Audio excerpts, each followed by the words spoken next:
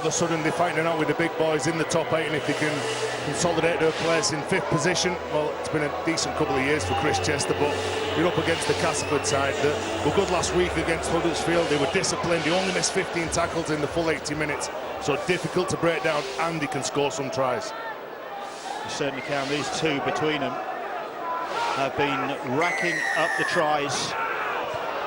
So stand by for a few more here tonight. Certainly if Wakefield are true to their word, and it looks as though they are from the very word go, as that little chip kick ahead was aimed for Ben Jones-Bishop. Is that an indication of what we can expect? Yes, it is, Bill. They're going to try anything and everything. Scott Griggs, straight from the kickoff, dinks it 10 or 15 metres, but because it didn't come off, the consequence of that is they're defending their own try line.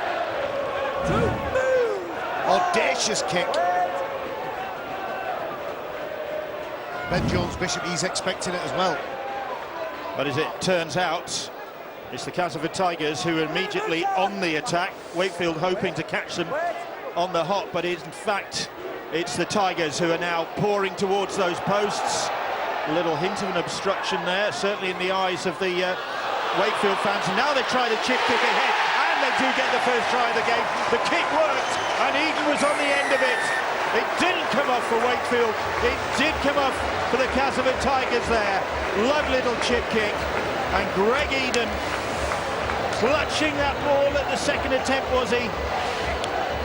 Goes in for the first try of the game. Only just over a minute gone. And I think that set the scene for what could be a lively night. Well, Chris Chester saying he was going to try and surprise Castleford, and he certainly did that. Nobody expected it, apart from the fullback Peter Metaltia. He had to get there. He was under some pressure for Ben Jones-Bishop, and this is what Castleford are good at. When they go into contact, they've got the ability to offload the ball. And as soon as they offload the ball, they play on the front foot. It's a good kick. Greg Eden in good space gets the ball, and you know, it's just a vision of where they play, how they play. And Luke Gale here, look at this, perfect. How do you defend that?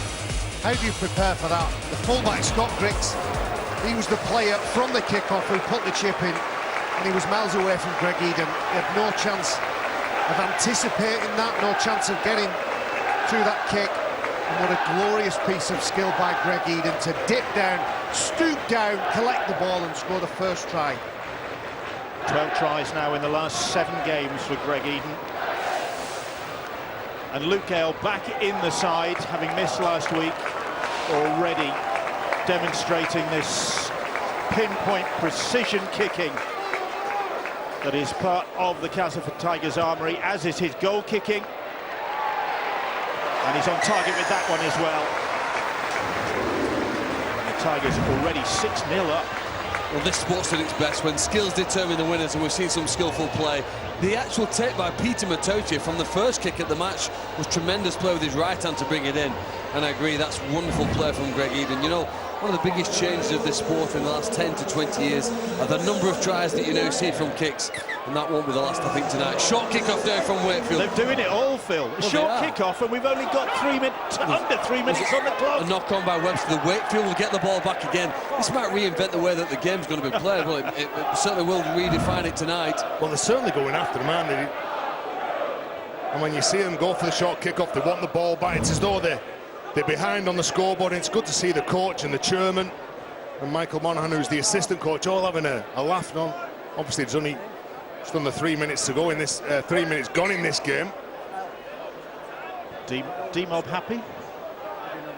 Well, they're going to enjoy themselves, aren't they? Throw the ball around and just really give it a good shot against them.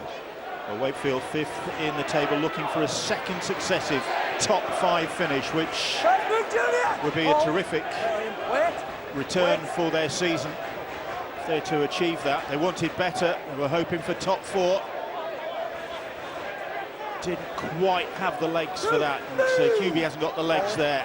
They've been taken away from him, that tackle. But Wakefield coming forward now. Hampshire, little dart from him, put the brakes on, seemed to grimace for a moment. He's reached Lynn now, trying to duck under the challenge. They're struggling to keep a hold of him.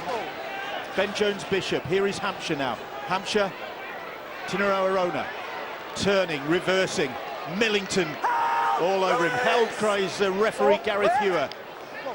Tyler Randall Kyle Wood, the ball onto Matty Ashurst. Ashurst gets away from the first man, is then closed down. Webster with the tackle. Griggs. Here is Wood, across the field goes Kyle Wood. Hampshire now. McShane literally upends him, that'd be the turnover. Well, Paul McShane got in the face of Ryan Hampshire, come up with a decent shot on him. That's probably the strength of Ryan Hampshire is his running game. And then when you're missing like to Jacob Miller, the strength of Kyle Wood and Ryan Hampshire, it will be taken on the defensive line. It's the first penalty of the game. Wakefield penalised. James Batchel on that occasion, too long line on, trying to slow Junior Moores, and I agree about Ryan Hampshire. He's really revelling in the responsibility. Jacob Miller and him forming a formidable partnership. They're up against Hampshire and Wood are up against Luke Gale and Jake Truman, two exceptional halfbacks. So that penalty pushing Ryan Hampshire and Wakefield back into their own half. There's Massey now. 5 minutes gone and already we've had a lively start. +1 try, not the best of passes, and Gale pounced on by Tyler Randall. No Jacob Miller for Wakefield this evening because of flu. So Tyler Randall starting, Kyle Wood moving into the halves for Trinity. But it's Castleford on the attack, about 15 metres out. Here is Paul McShane. McShane fires the pass to out wide to Minikin, and he's driven towards the sidelines is Michael Shenton. Great play, wasn't it? Good attack, excellent defence, shot kick by McShane. Sorry, Phil. Here is Gale. Gale, cross-field kick. Too strong. And claimed by Bill Tupou, who races back to the 20 to restart. They only weight the passes well, Cass. They only pass the ball when it's time to pass the ball, when they've sucked in that defender. They hold it up well. Anytime they get in good field position, they are a real danger. Blistering start to this game. Here's Ashurst now. Good defence on the Castleford side. Millington and Watts in with the tackle. Crowd liking that. And Gale getting himself stuck in. And it's a high tackle. Luke Gale trying to assert himself in this game defensively up against Ryan Hampshire, and Wakefield Trinity down on numbers in the middle. 3 front rows unable to play this evening for Wakefield. Keegan Hurst, Fafita, Anthony England. That's part of the reason, part of the theory and philosophy that they're going to make the ball do the work tonight. Here's Craig Hubie, once the Castleford Tigers player, to a long haul. In fact, 241 appearances he made for the Tigers. Now playing for Trinity. We're still down to 12 men, aren't they? The referee's eventually going to stop the clock here as been notified by the medical staff. It's because the doctor's on the field. That's why. So it must be a head injury. Scott Griggs, sorry, when he made that last-ditch tackle, seemed to bang heads, and that's the reason he's holding his jaw. Couldn't retain his place, couldn't regain his place. Sorry, stayed down. So Wakefield resume. Again pressing on this Tigers defence. Hampshire's short ball. And it's Castleford Tigers defending as Batchelor is tackled. Randall. Hampshire, little grubber kick. It ricochets and bang, McShane picks it up. Well, they just can't get it behind the Castleford line. There was enough numbers chasing up if that ball would have got behind the line, but unfortunately it doesn't come off for them. It's a good job that Max Jowett was on the bench as well for Wakefield. Whether we'll see Scott Griggs again, he didn't look comfortable going off then. Penalty, and Wakefield just too enthusiastic. There was enthusiasm in the tackle on Shenton, and then too much enthusiasm there. Trying to get off the line, Wakefield. They know that territory will play an important part for them this evening. So the penalty, again for the Castleford Tigers, again as Wakefield retreating to inside their own 40 now. Here is Liam Watts. Watts charging it into the heart of that Trinity defence. Matty Ashurst in there.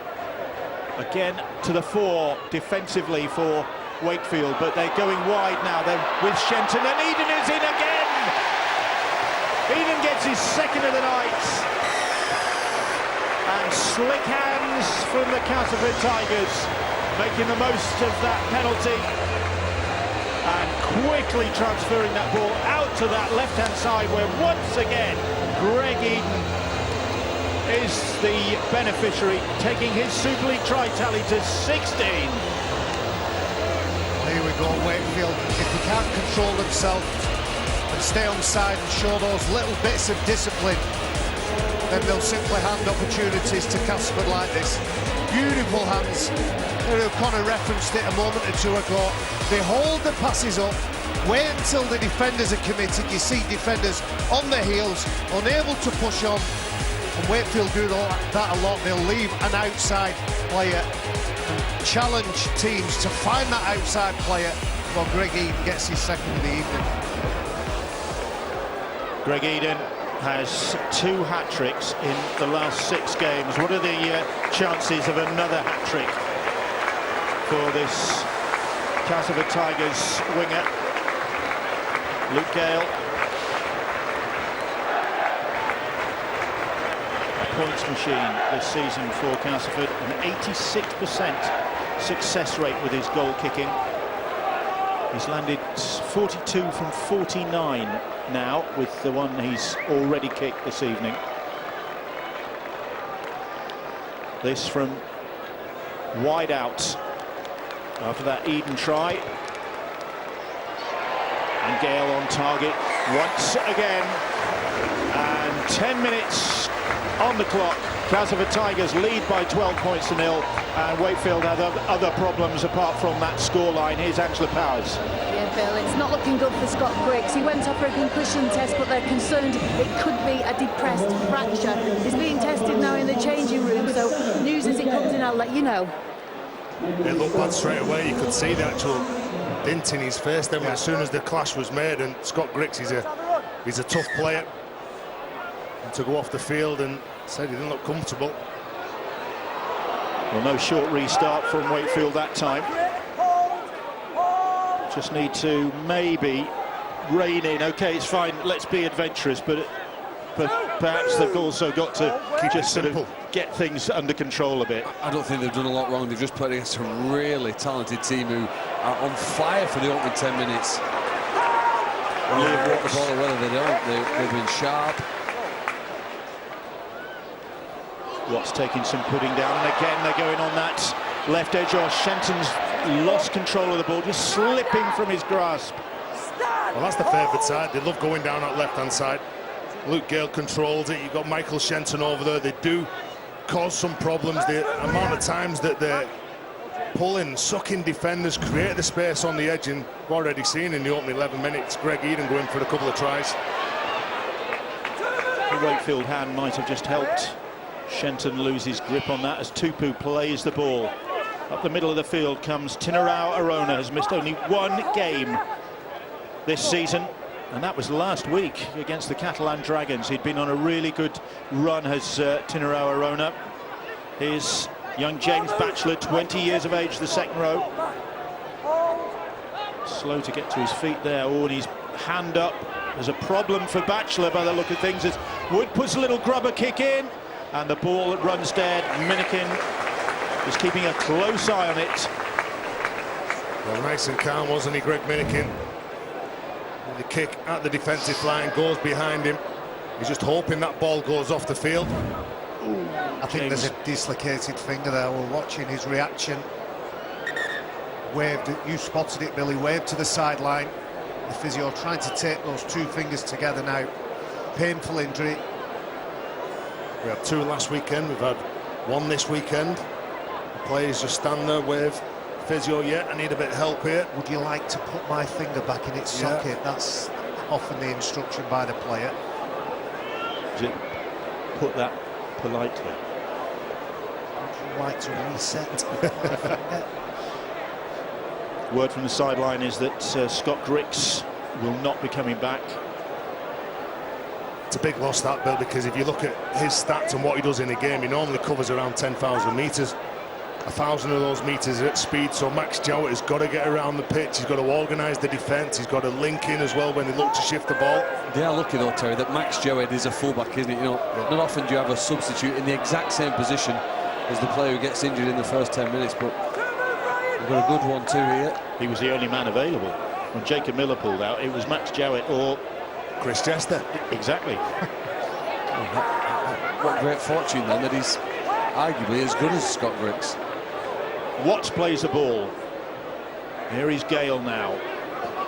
Truman on to McMeekin. Here is Jake Webster.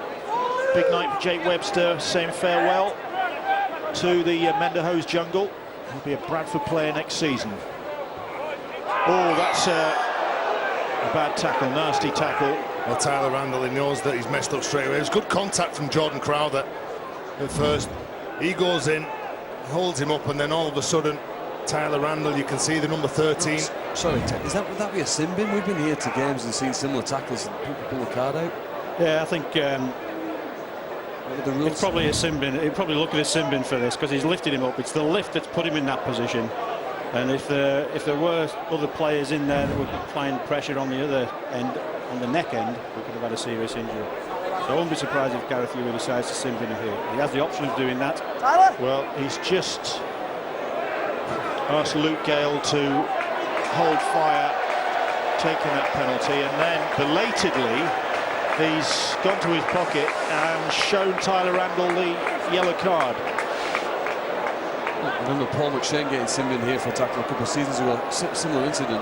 Obviously not intending to injure somebody, but we have to do everything we can to make this sport as safe as possible, and occasionally, very sadly, that tackle can go wrong with people landing and suffering a spinal injury, so that has to be punished, and he takes a 10-minute rest.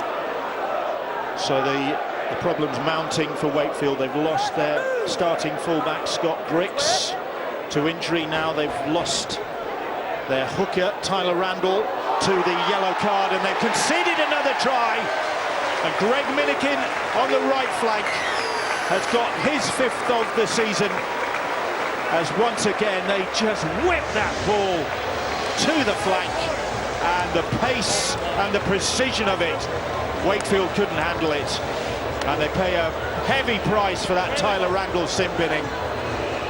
Well, you're right. You lose your fullback, then you lose your hooker with a tackle like this. He's gone for 10 minutes, Tyler Randall. And what Castleford are good at, they're good at playing the numbers game. Gareth Ewer sending the hooker off. Look at this. Again, everything's at the line. Players pushing into that next hole. Players in motion. The ball carrier has a field day because he knows that he's got people in support. And when you go to the edge and you've got someone like say, Greg Minikin or Greg Eden, you know you're always going to have them for space. And as soon as that space is presented, they just go for it. So the two Gregs scoring the tries for Castleford Tigers so far this evening. The pies, 3 pies from the Gregs so far for Castleford Tigers.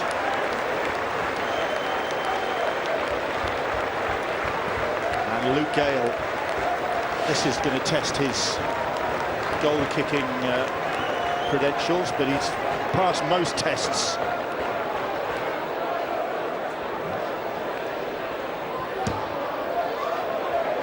Oh, but it's not too tough for Luke Gale, who's on target again. There he is, Greg Minikin. There are other pies are available. It's the beautiful line from Mike McMeekin that just creates the space on the edge.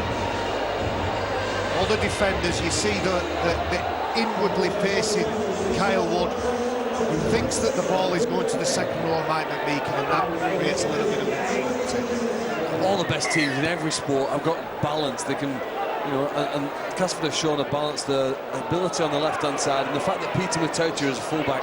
Everybody who's watched the game and probably tried to play against him know how strong he is when he runs the ball. But he's now got that passing threat as well. Minikin can show and score and finish just as well as Eden can. Well, Wakefield's hopes of taking the game to Castleford and really trying to run rings around them have completely been shot down Obviously the injuries, the sin binning haven't helped, but really from the word go, Castleford have played them at that game and have shown them how to do it. Wakefield needed to have their share of possession, unfortunately. When Castleford have had it, they've made them pay, and when Wakefield have finished defending and it's their turn to play with the ball, they look tired, they look gassed, and that's outstanding defence.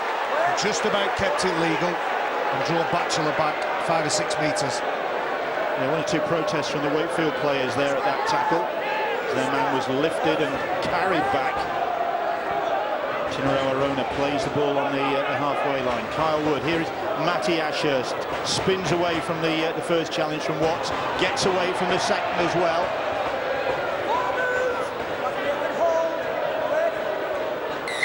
And they get the penalty. Well, he's a good player, isn't he, Matty Ashurst? He's looking for a gap in that defensive line, and there's just too much time on the run. Paul McShane laying all over Ashurst. Then that's a costly 10 minutes in the sin bin from Tyler Randall. Ryan Hampshire goes behind the dummy half. There's a lot of pressure on. Is it Kyle Wood? Maybe he'll be the dominant half. Hubie now. 20 metres out. Gets to his feet. Arona. Matautia in the tackle with Millington and Watts. Here is Hubie once more. Hampshire. Hampshire takes him on himself.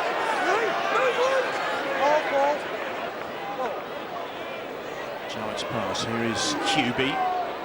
With a pretty statuesque Wakefield as Crowther is tackled. Very passive in attack, Wakefield. Wood. Scampering run from him. Hampshire, they go wide to Reece Lynn. Lynn's ball over the top, batted down by Eden. Eden tries to accelerate, thinks I might just get away with this. Well, Reece Lynn tries to get the ball over the top of Greg Eden, looking for his wingman. He uses footwork, attracts the centre in Michael Shenton. Thinks that if he gets the ball away cleanly, there could be a try here. Unfortunately, can't get it to Ben Jones-Bishop. So head and feed to Wakefield, who've lost twice to Castleford this season, home and away. Both games pretty close. Time off. We need men in the scrum. And dramatic as well. Need to work out how many players to put in the scrum. Taking a minute. Head and feed to Trinity then, and here's Arona. Spell of defensive duties for this Castleford side. Kyle Wood. Hubie would love to get over the whitewash against his old club. He has got over the whitewash, but he can't do anything with the ball. Well, they know how big and powerful he is. There's 4 men around him. Got an offload in his game as well, Craig Hubie, so the Cast defenders clamp that ball. It's Arona again. Bumps into, or Ashurst bumps into Arona, I should say. They're at 6s and 7s here, Wakefield. They look like they're setting up for the big play, but players unsure of the lines and where to be. Kyle Woods sniping on. He's completely flattened by Liam Watts. There's no way through for Wood there. The ball over their heads. And Jowett has to retreat. He's hounded down by McShane, and they're back on that 20-metre line now. Hampshire. Dink over the top. Eden underneath it. Eden claims it. Driven back by a posse of Wakefield players, including Paulie. A couple of poor sets of 6 in attack then from Wakefield. Not asking enough questions. Kyle Wood, Ryan Hampshire really do need to take control. It's Truman now. Coming up tomorrow from the Super 8s, Warrington against St Helens. That's 3 o'clock on Sky Sports Arena for Warrington against Saints. And that is followed at 5:15 again on Arena by the big game in the qualifiers as Toronto Wolfpack take on the Widnes Vikings. Meanwhile, McShane's put one out on the full. Too strong from McShane. Pops out from dummy half on the 4th, wants distance. Probably wants to get it over the sideline after that spell of defence, but half a metre too strong. Puts his hand up, does Paul McShane. And another player in the wars, Jordan Crowther. the 21-year-old. And I think he's going to have to be taken from the field by the look of things. Well, Chris Chester might end up getting a game here at this rate next week. Justin Horro gets ready. Another head clash. Peter Matautia and Jordan Crowther. How does it take to get a sub on? I think it's going to be Chris Anakin who's going to come on for Chris Chester's team.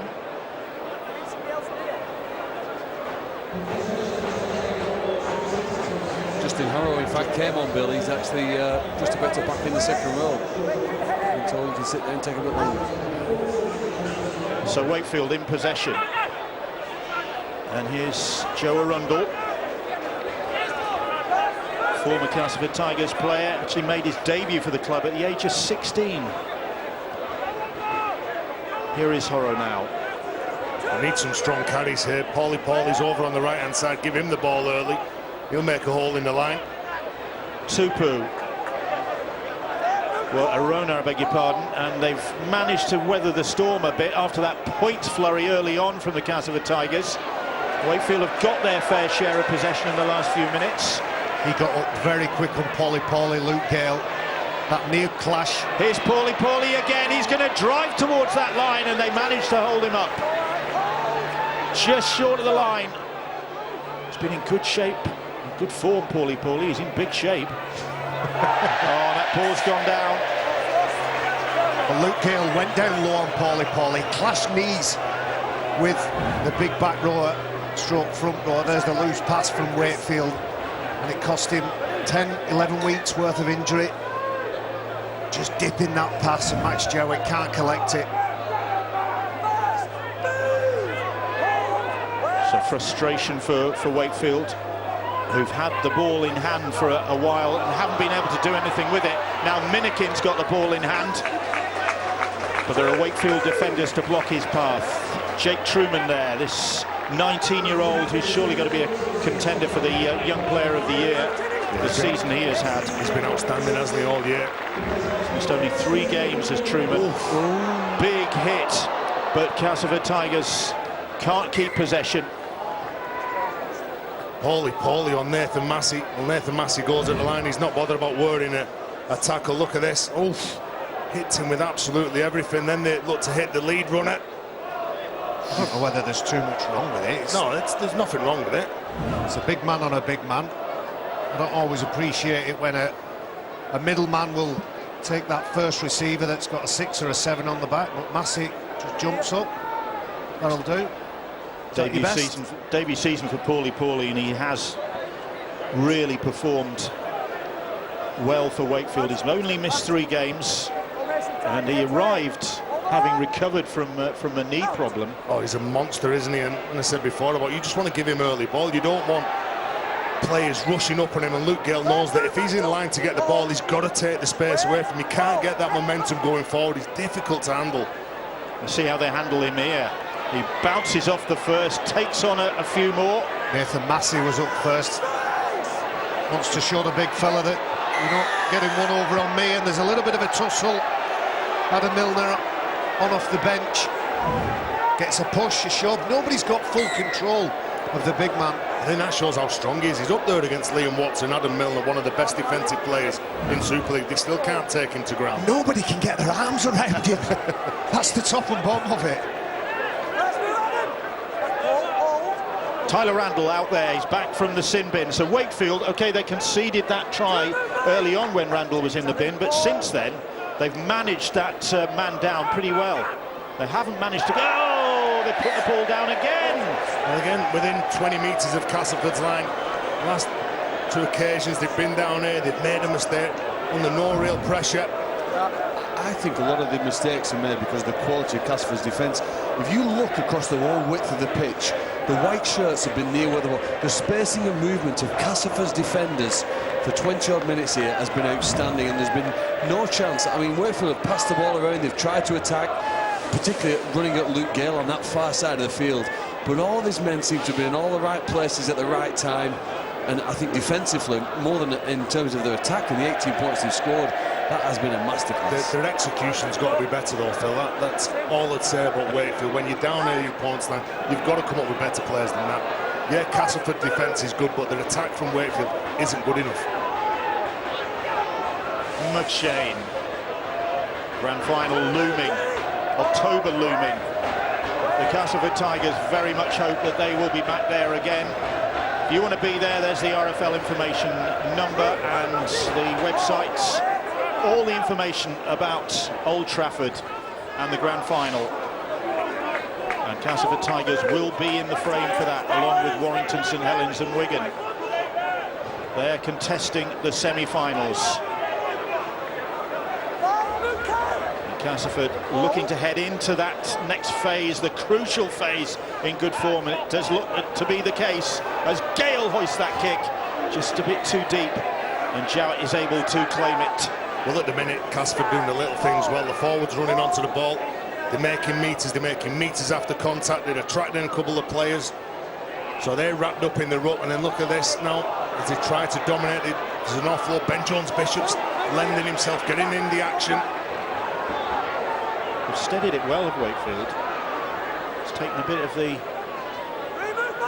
fire out of the Tigers. But we know, Bill, don't they? Castleford are traditional. They score in bursts, so it's not as though they will score evenly over that 80-minute period. There's rapid fire from them when they put 2 or 3 tries in a 5 or 10 minute period. It's about 10 minutes since they've scored, and that's what they've become famous for.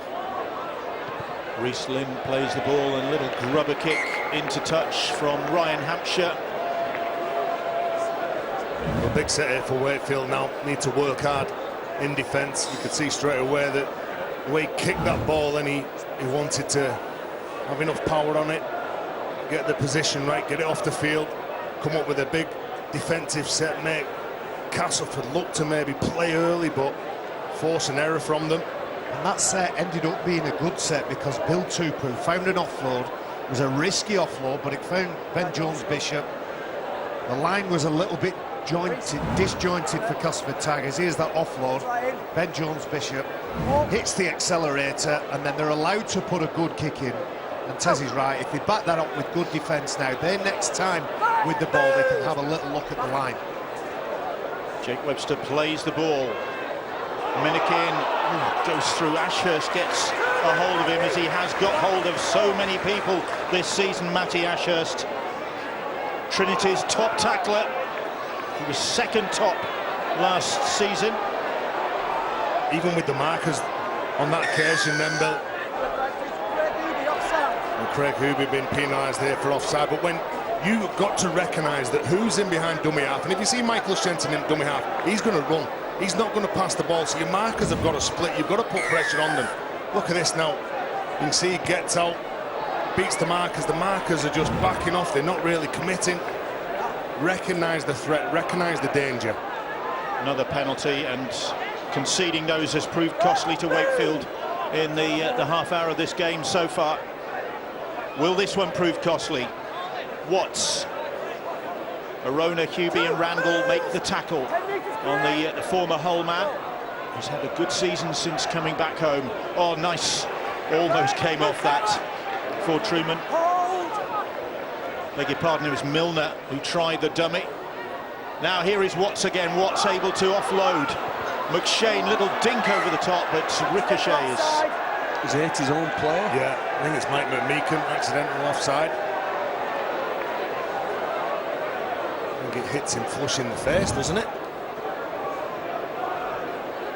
Oh, wow. Kicks it straight. Cheers for that, He's Michael.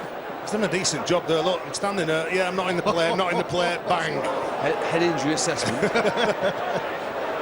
header from Mike McMeekan. And let's be fair, Look at Michael's face. You can't miss him, can you? Paul McShane's face is a picture. He's running off, laughing his socks off. Probably points for that. And you'll get another one if you don't behave as well. Well, Wakefield glad to bring the ball away. Here's Hampshire now. Milner, Watts with the tackle. Here is Tyler Randall now. Horrow came to Wakefield rather, from the Catalan Dragons, who lost to this Wakefield side last weekend, the Challenge Cup winners. on the halfway line. We play the ball. Wakefield coming forward with a bit of purpose, but Castleford tackling with a bit of purpose. Hampshire hoists that one, and Peter Matautia, time underneath the ball. Almost slipped through his grasp then. Well, quick feet, but explosive speed as well, hasn't he? As soon as he catches that ball, very dangerous. Look at him, looks like he's got the time, then all of a sudden steps off his right foot, beats Tyler Randall. Wakefield now desperate not to concede another try. Here's Minikin. Castleford leading by 18 points to 0. 2 tries for Greg Eden, 1 for Greg Minikin. Mike McMeekin across the field, then straightens up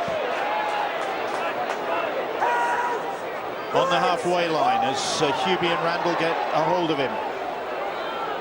Truman strapped to the ground by Tyler Randall, and Gale kicks into the corner.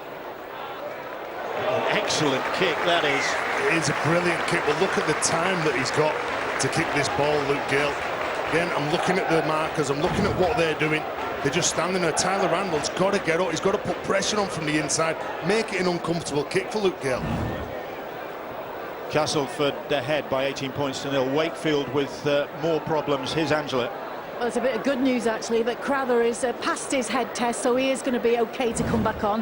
While I was down in the tunnel, I had a quick word with Scott Griggs, who's got back into his civvies now, very likely to go to hospital for an X-ray after this game. He shook his head forlornly and said, well, sometimes it's just not your year.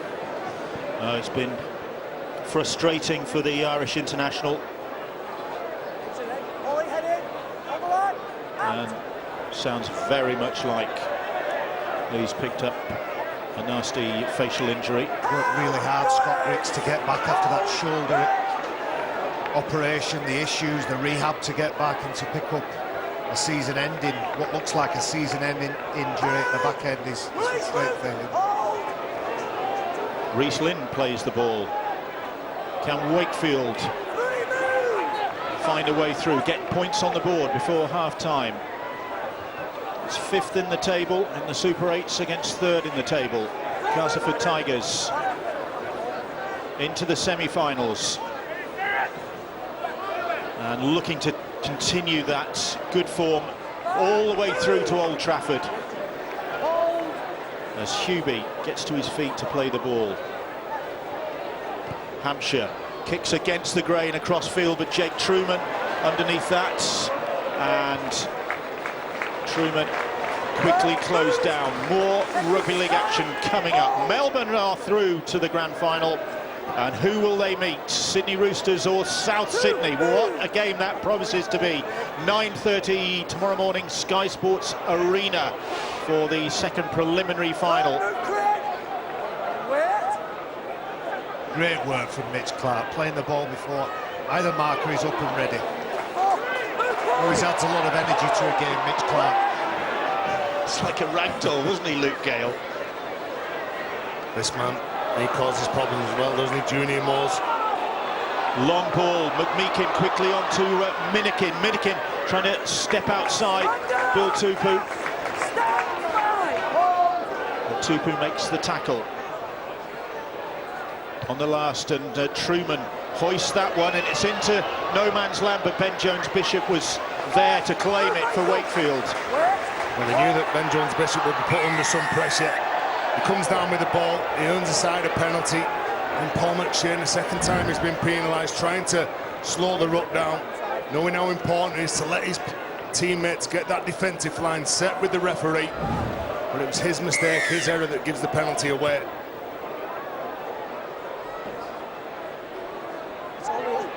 Five minutes to half-time, and Castleford Tigers with those flurry of points early on, but they haven't troubled the scorer since the 14th minute. So Wakefield will see that as a positive. And I don't think that's because Castleford have dropped in intensity or quality. Wakefield have been able to accustomise themselves, acclimatise themselves to this game, and they've stopped with the risky stuff. They're running a little bit harder through Tinarawa Rona. Nice passes to players in space. on the halfway line. Max Jowett playing the ball. It's Tyler Randall. Oh, he ran into Mitch Clark, and Clark just stopped him in his tracks. Well, every time they carry the ball, they're getting whacked down here. The heads are rocking back. Ball hoisted out towards Greg Eaton's wing. He lets it bounce. Ben Jones-Bishop lets it bounce, and then puts the kick in up the line and finds touch. There's a real difference in the way the two sides are finishing the sets. It was a hit and hope for Wakefield on the end. High kick, not much accuracy towards it. It bounces. Eventually, Ben Jones-Bishop gets hold of it. You contrast that to where Wakefield, the way that Castleford are finishing the sets. Good kicks from McShane, Luke Gale, Jake Truman. Chalk and cheese. Well, one side's got a lot of time, the other side's getting rushed, aren't they? They're getting pressured and making them make mistakes. Head and feed then to the Castleford Tigers after that kick. And Gareth Ewer just encouraging the two sides to pack this scrum. Here's Mitch Clark now. His dad Trevor been over here in recent weeks watching him play, having been a player in West Yorkshire himself, playing for Leeds, Bradford and Featherstone. Now Mitch is playing for the Castleford Tigers and showing up well since coming to the club. And there's a knock on, and Wakefield celebrate. Jake Webster losing that ball. Well, they just need the ball, Wakefield. They don't need Castleford to just keep marching them down the field, and Jake Webster looks like there's a problem with him as well here as he loses the ball in the tackle. I think it was before then, as he went into the tackle. He won't want to leave this field. Last time he'll represent this great club, this special ground.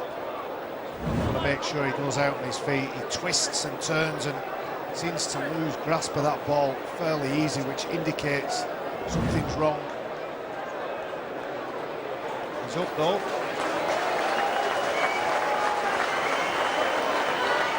And looks at Gareth Ewer and says, did he not see that? Suggesting that he might have got a whack. Well, I've seen 2 or 3 replays. I've not seen any foul play in the incident.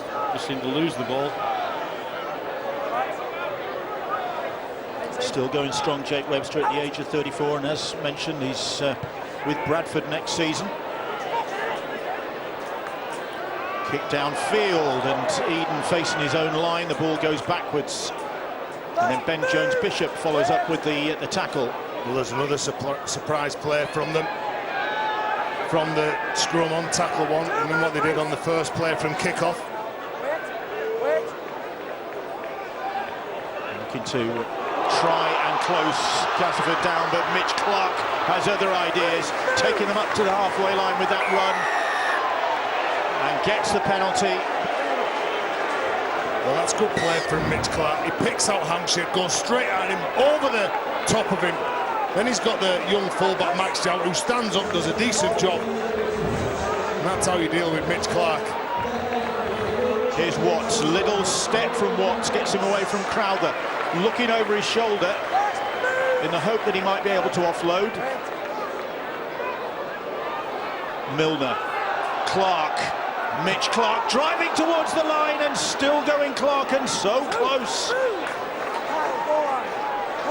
Just a metre or so away from that white line. Over the top, Minikin will get his second. Forward, says the referee. Well, you look at young Jake Truman, look at him when he gets his ball. Well, he pumps it once, then he pulls it back in, reassesses, look at where his winger is, and it's ruled forward. Now the referee got a few of the correct calls. Just comes out of his hands forward, doesn't it? Hasn't he got a lot Drifts across. Hasn't he got a lot of composure though from a youngster? He's reacting to what the defensive line's doing in front of him. Let off there for Wakefield, because that was a golden opportunity. Minikin was in acres of space. But the pass from young Jake Truman, drifting forward. closing seconds of this first half, and Castleford Tigers, after that flurry of points in the opening 15 minutes, in charge, but Wakefield have shown up well since then. And there's the hooter as Paulie takes the tackle. Darryl Powell heads back across the field for the half-time talk. The half-time talk among the supporters will be of that brace of tries from Greg Eaton and the try from Greg Minikin. All three of those tries converted by the accurate goal kicking of Luke Gale, and Wakefield's hopes of really taking the game to Castleford haven't materialised yet. The attacking prowess so far has all come from the Castleford Tigers. There's more to come, that's for sure, after the break.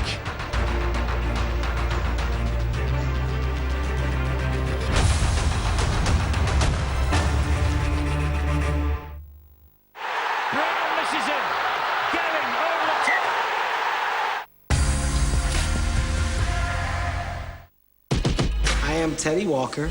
I'm here to get my GED. What's the square root of 81? I don't know. Is that a frog up in a unicorn? Busted. The issue is you're clinically dumb. Oh my God, I got learning herpes? Boy. Night school. Fast, affordable business loans with decisions in as little as 24 hours. Apply today at fundingcircle.com. Lads, and everybody! Big game today, eh? If you like a bet, check this out. Download the Ladbrokes app and play 1, 2, free for your chance to win £50 in cash, and it's free to play. That's wicked. Nah, this is wicked, mate. I fancied a walk anyway. Laters. Ladbrokes, for the betters of Britain. Live bonelessly with KFC's mini fillet snack box for $1.99. That's how it's done, and it's finger-licking good.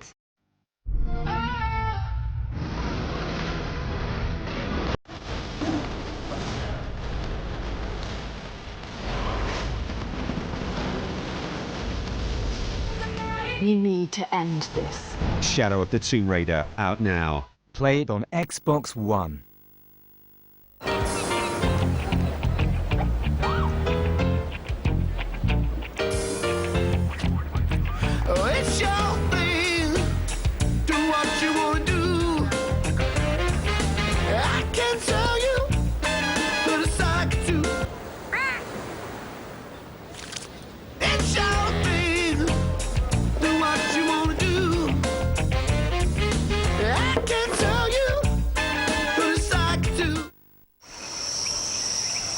Stealth is vital to any hunter.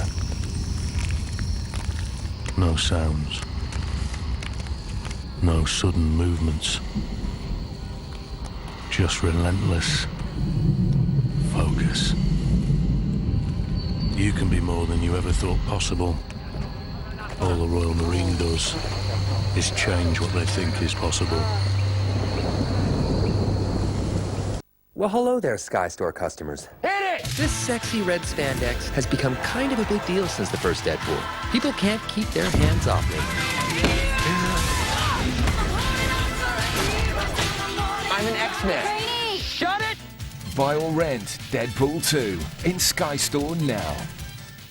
Congregation rules have been broken. Your brother has abducted a witch. Where are Matthew Claremont and Diana Bishop? I'm not gonna go into hiding my whole life. She's the most powerful witch we've ever encountered. And our powers we thought were extinct have survived. He's gone too far. I will never leave him. A Discovery of Witches continues tonight at 9 on Sky One. That was an absolute wicked kick, that.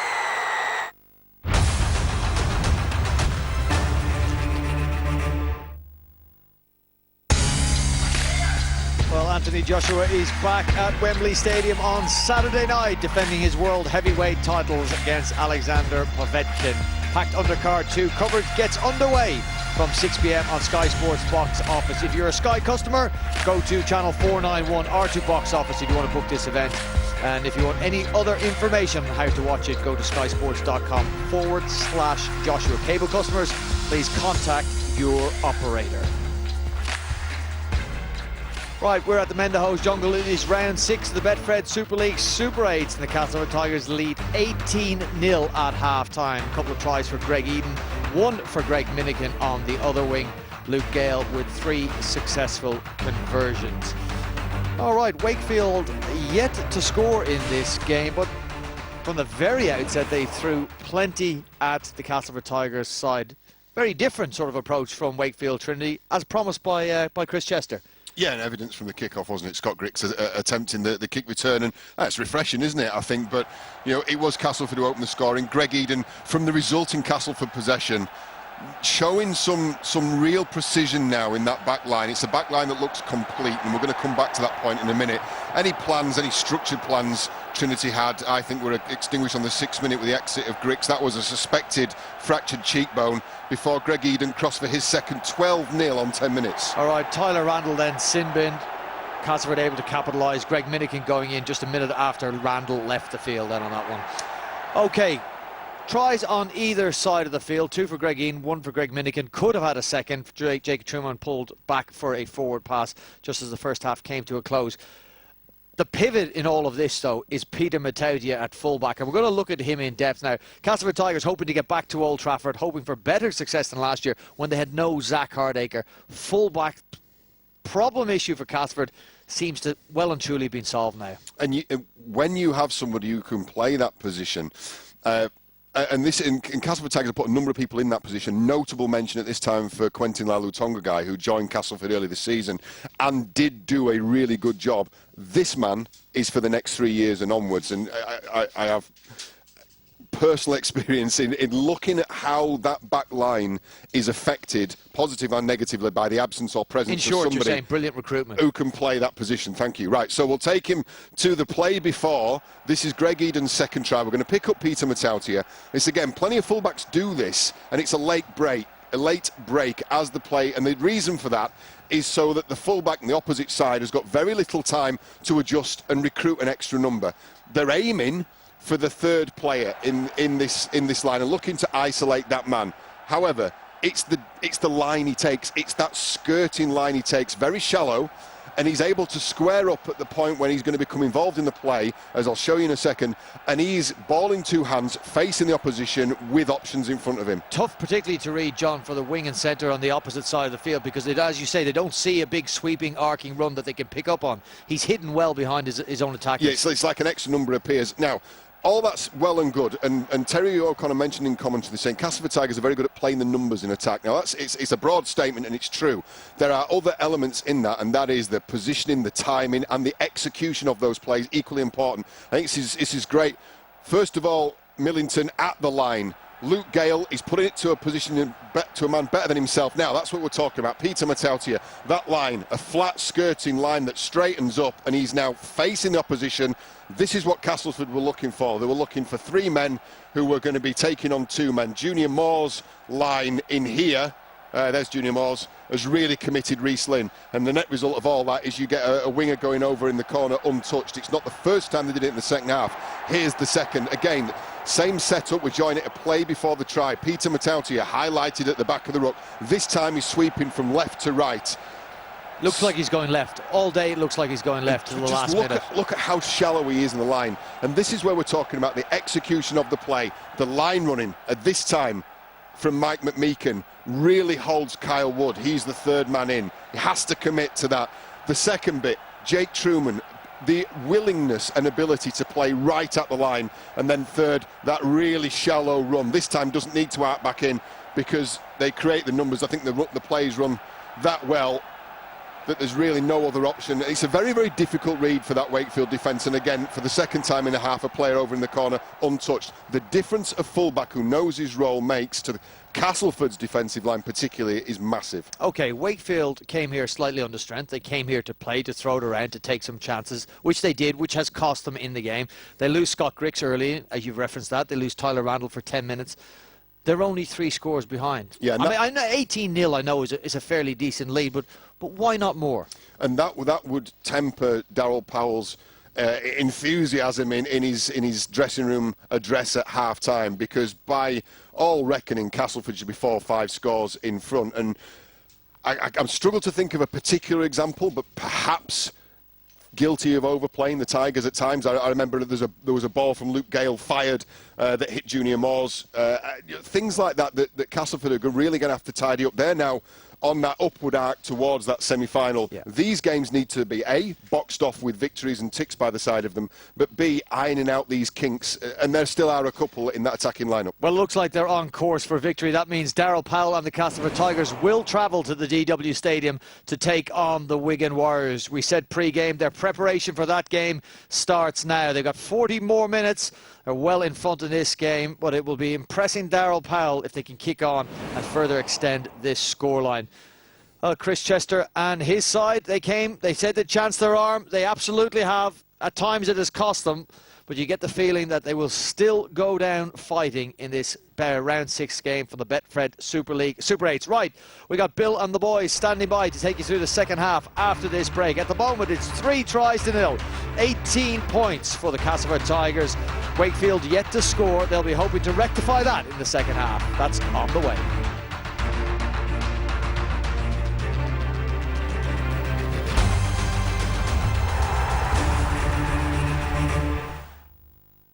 Chase on him, Luke Gale with a drop goal!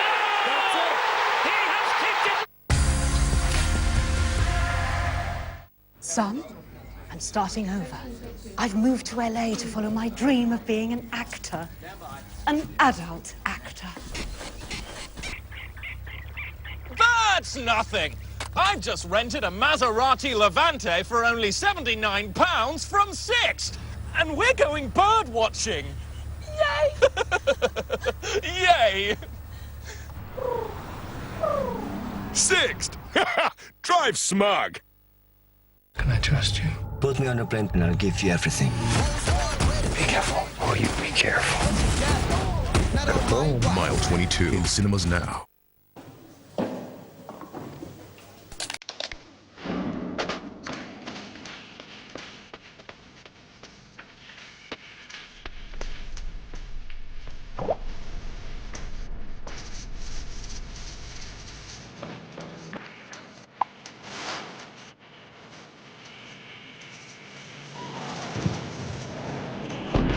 All the things you need for every step of the way. Make it Squarespace. It's pretty amazing out there. The world is full of possibilities. And American Express has your back every step of the way. So jump in and explore the world with your reward points. Or get the support your business needs. You can trust us to have your back. Wherever you go, we're right there with you. The powerful backing of American Express. Don't do business without it. Don't live life without it.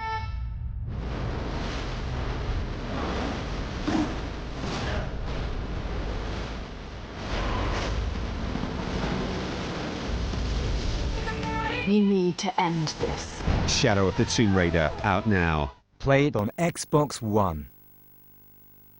Available to buy and keep in Sky Store now. Your name? Han Solo. I'm a driver, and I'm a flyer. Best in the galaxy. Watch it straight from the cinema. Heard about a job. If you come with us, you're in this life for good. I got a really good feeling about this. You might wanna buckle up. Punch it! Choose Solo, a Star Wars story on digital with DVD or Blu-ray. Buy and keep in Sky Store now.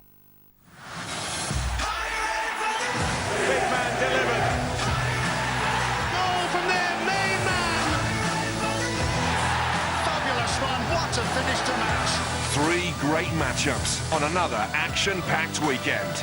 begins tomorrow, live on Sky Sports Premier League. And perhaps weave a little bit of magic.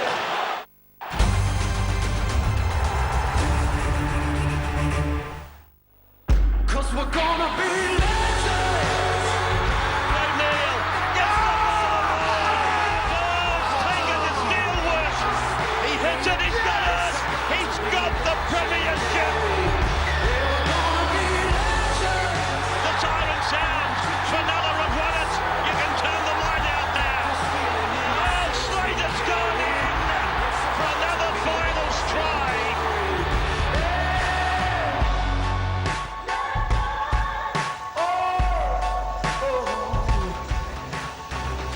Melbourne Storm are there. Who will play them in the NRL Grand Final on Sunday, September the 30th, here on Sky Sports, 9:30 AM, Sky Sports Arena. Storm versus Roosters or Souths. Sam and the Souths. Can they do it? Big ask for them after the grueling games they've had. What will be the outcome of the second 40 minutes here? The Castleford Tigers leading by 18 points to 0. But haven't scored a point since the 15th minute of the game. So Wakefield can take some comfort and encouragement from that as the second half gets underway. Should have expected a points fest because Castleford beat Wakefield 45-20 in the Super 8s last season. And in 2016, in fact, they beat them 46-22. Here, though, it's 18 points to 0. And Wakefield looking for a big start to the second half. Castleford likewise, but that's good defence from Trinity. Up very quickly to close down Peter Matautia.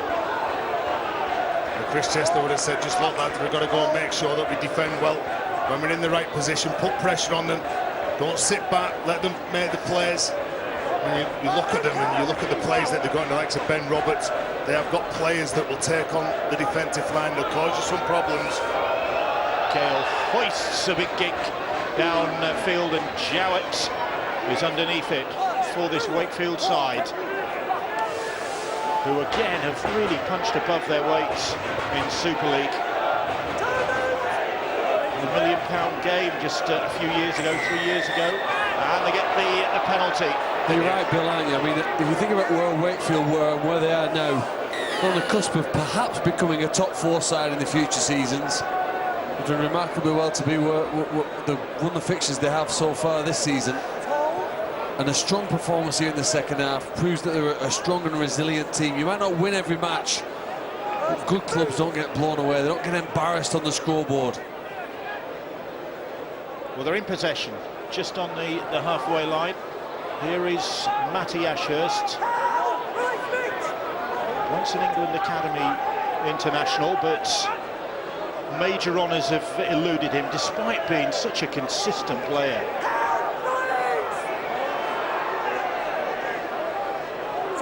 Porro now takes it up for his Wakefield side, edging towards the Castleford Tigers line, and Hampshire a little step from him, good defence to close him down. McShane in there with the tackle once again. Lynn puts a little grubber kick in, it's a wicked one, but well dealt with from Peter Matautia, but he is bundled into touch. Put in touch, Ben Jones-Bishop chases hard on that kick. Wakefield Trinity choose to go down the short side. A delicate little kick by Reece Lynn. What great reactions from Ben Jones-Bishop. Doesn't allow Matautia to get down, pushes him over the sideline. More good field position for Trinity. Ben Jones-Bishop back in the sides today, having missed last weekend. And that victory against the Catalan Dragons. And head and feed then to Wakefield. Good start for them to this second half. They've got everybody stacked up on the far side of the field. When this scrum, the ball you'd imagine is going to come out to Wakefield, the try would really bring some life back to them. Well, they've been pretty lively for most of the second half. Lynn plays the ball. Joe Arundel with the run. He's almost over the line, almost caught the Castleford Tigers napping there, their former player. That's a scruffy play, the ball. And they get the penalty. There's interference here. Is it Paul McShane who's the man who's penalised? Doesn't play the ball, does he? Just walks over it. Should be a penalty there already. Well, I think Mike Meakin's got hold of him, which is giving the referee a reason to penalise Castleford. Here's Justin Horrow now. Wakefield looking for points at the start of this second half to ignite their fight back. They trail by 18 points to 0. Tyler Randall, ball back into the middle of the field to Jordan Crowther. Castleford Tigers defence is getting a good examination. And that ball's been knocked on. Oh, the sloppiest of moments from Wakefield after all that good build-up. Yeah, well, young Jordan Crowther comes back against the grain, getting up to play the ball. He just gets the ball caught, and I think it was Metaltia's leg as he's getting up to play it. So Wakefield can't make the most of a promising position. Opportunity now to get some half-time news. Here's Angela. Thanks, Bill. Well, Darryl Powell's assessment for the Castleford side, they were a bit loose in that first half and tended to overplay a little bit. Too many errors, that's what resulted in. But he was happy with their defence. They defended well, and this half they've got to lift that enthusiasm and intensity for the next 40 minutes. That's what Darryl Powell wants to see. Chris Chester, well, if you thought they were going to go quietly, well, they're not. They're going to go into this half with the same enthusiasm they went into the first. They're going to chance their arm, he said. We've got to do it. We're a small team, and that's the only way we're going to break them down. Here's Greg Eden now. Eden trying to get away on that left-hand side, but the Wakefield cover comes back to cut him down. But Castleford Tigers breaking from deep. Here is Peter Metaltia now. The fullback, signed from the Lee Centurions. And broke his Castleford Tigers duck last week with a try against the Huddersfield Giants. Well, there's 20 minutes still to go, Bill, probably before we have a short list of nominees for man of the match, but I would imagine Peter Metaltia almost got his hands on the ball. Intercepted by Reece Lynn now, but McShane was quick to react when it looked as though Lynn might get away. Or maybe it's the chance that they need here. Oh. The ball almost went behind Kyle Wood then. It's been a good move as well, moving Kyle Wood into the hooking role. Tyler Randall's playing more of a 7 position now, scrum half, and here he goes, trying to get free, but Paul McShane's there to close him down. So Wakefield managing to turn defence into attack there. Wood, lovely little run from him, was looking for some support. Ashurst now. Ashurst back across the field comes Hampshire. Hampshire indicating where he wants Paulie to go. He goes across field. He's going to straighten up now, straight towards those posts. Is Paulie. There are 5 players on him, and he's still going. Milner all tangled up with the big prop forward. Here is Ashurst, ball over the top, and the try in the corner for Bill Tupu. And Wakefield hit back at the start of the second half. Great build-up, great finish. And Bill Tupu, one of the star centres in the competition, but operating on the wing for this game because of the unfortunate absence of Tom Johnston, well, comes up with a winger's finish there. Get his 14th try of this campaign. Well, Cass looking to overplay, doesn't get that timing right of that pass. Luke Gale goes into Reece Lynn's hands. He's the man who was aware of that play, and that's good play, isn't it? From Matty Ashurst, respected by his teammates. It's really good lines, not known for being a creator like this. As soon as that man gets the ball, Bill Tupu, in the form of his career, goes in for the simple try. Greg Minikin, hips are wrong, shoulders are wrong, facing the wrong way, and that man takes advantage of it. Making his 42nd consecutive Wakefield appearance is Bill Tupu, and marking it with his 14th try. He got a career best 15 tries last year, so almost equaling that tally. And Ryan Hampshire to narrow the deficit from out wide, just wide of the target. Well, Ryan Hampshire gestures one of his players. He wants a drop-off player. Who does he give it to? The big man, Paulie. Now watch how many players are around the vicinity, trying to get him down, trying to control him. 5 players. At some point, somewhere in the defensive line, there will be some space.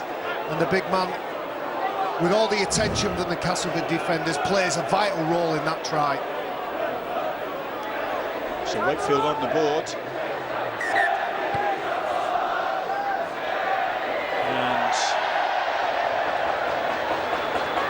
And they really, this a high tackle. Where's the penalty? And you've got to say that Castleford had that real frenzy of points in the first 15 minutes and looked to be on fire. Wakefield have had a fair share of the game. Here's the high tackling, and we see. I think you're right. But what that underlined to me was just how well they failed to find touch with the kick. Ricocheted inside with a foot for Castleford, and Peter Matosia picks it up in his own half.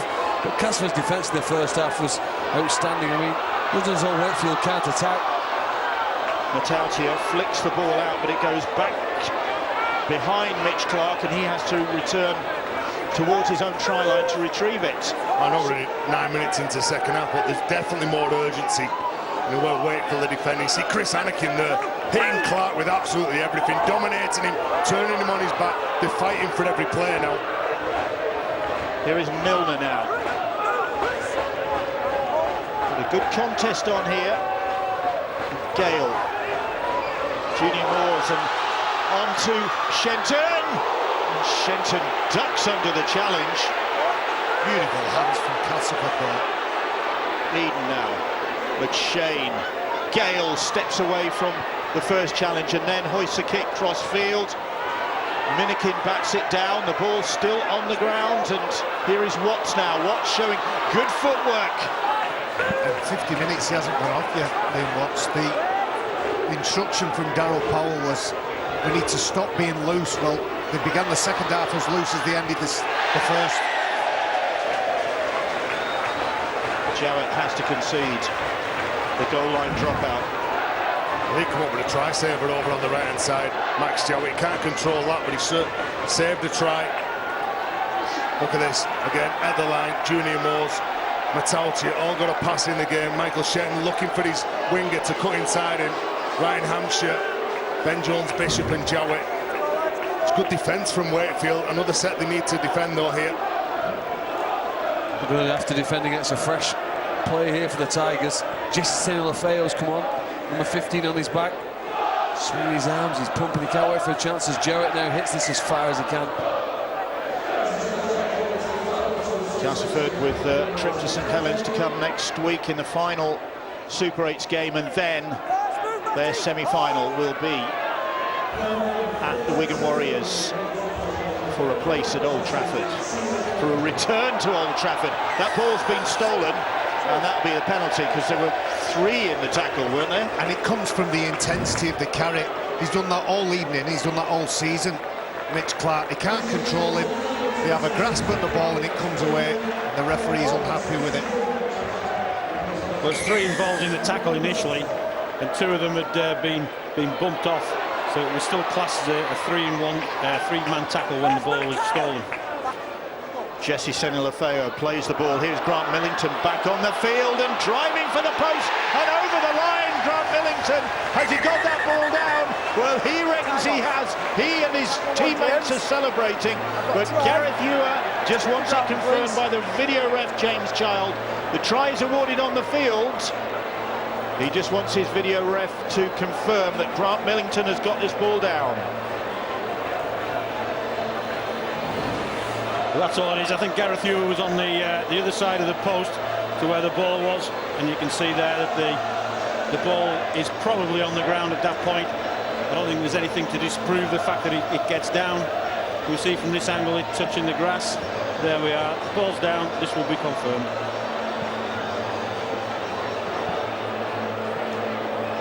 Quick look at that. A couple of replays for James Child to analyse, and he's happy. And he's going to confirm that Grant Millington has got back-to-back tries. He got his first try of the season against the Giants last week. He's got his second with that one against Wakefield. And Luke Gale's got the ball teed up for the conversion already, and he'll maintain his 100% goal-kicking return with this for sure.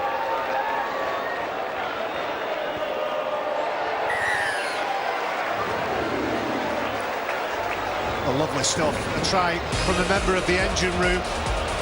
They run strong and hard all evening. Grant Millington, Liam Watts. We saw the play before, Mitch Clark. Sometimes it is about simply running hard, running strong and making yourself difficult to stop. He's an important cog in the wheel, isn't he, Grant Millington? Covers a lot of positions, and like I said, Bill, no try all year, then all of a sudden 2 tries in 2 weeks. And if Wakefield want to be a team in the top 4 next season, as they attempt a short kick-off, but Roberts takes it in well, they have to prevent tries like that.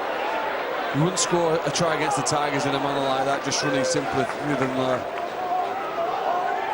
Peter Matautia is tackled for the Castleford Tigers. Here is Ben Roberts coming off the bench. He started against the Huddersfield Giants last week, did Roberts, but back on the bench for this one. Gale, Shenton, quickly closed down by Reece Lynn. Eden in there to pick up and take off. Crowther among the tacklers for this Wakefield side. Gale, little dink over the top, Shenton chasing, and Ben Jones-Bishop stretches out a long arm and did so well there to claim that ball. Oh, didn't he do well, because he was under some trouble as well, as he looked to dominate, intimidate the youngster Max Jowett here. And second tackle, trapped in the corner, getting off the line, Grant Millington, Jesse Seni-Lefeo, looking to just knock Wakefield Trinity backwards. Look at him just standing in front, Grant Millington not working with the referee, Gareth Hewitt.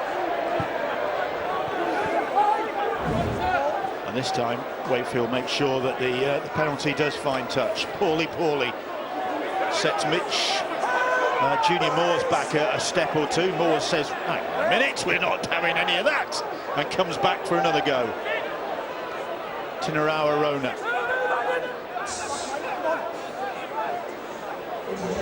Kyle Wood, Hampshire, Poorly once more.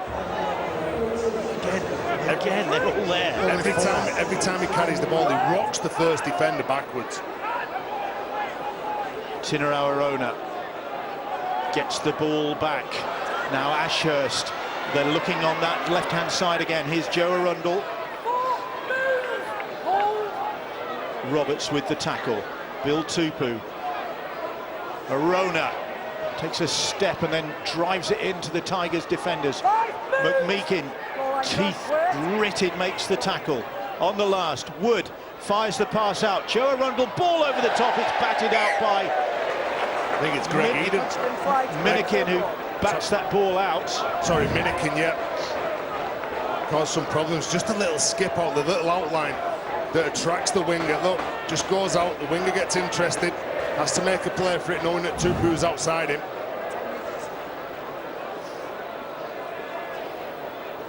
Tupu, whose form has really been great in the centres for Wakefield, operating on the wing. We asked Michael Monaghan just before the game whether he thought and Chris Chester considered putting him and leaving him in the centre because it seemed like a waste. He said he's quick enough to play on the wing and he's a threat with the ball, so he's our best option. This guy's a threat. Poorly. Short pass, good defence from the Castleford Tigers on this occasion. Jesse Seni-Lefeo making his mark on Chris Anakin. Hampshire finds Reece Lynn. Lynn skipping, trying to take on Shenton. And Lynn stretches out, and it's a reverse try from Reece Lynn. Did so well there, Reece Lynn. Back to the try line, but he managed somehow to get the ball over his shoulder and claim the try. He does a decent job, yeah. You have a look there.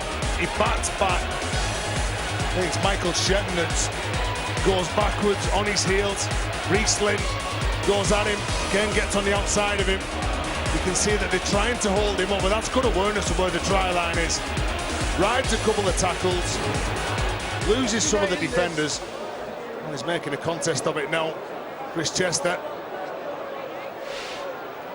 Reece Lynn getting his 50th try in the British game with that one.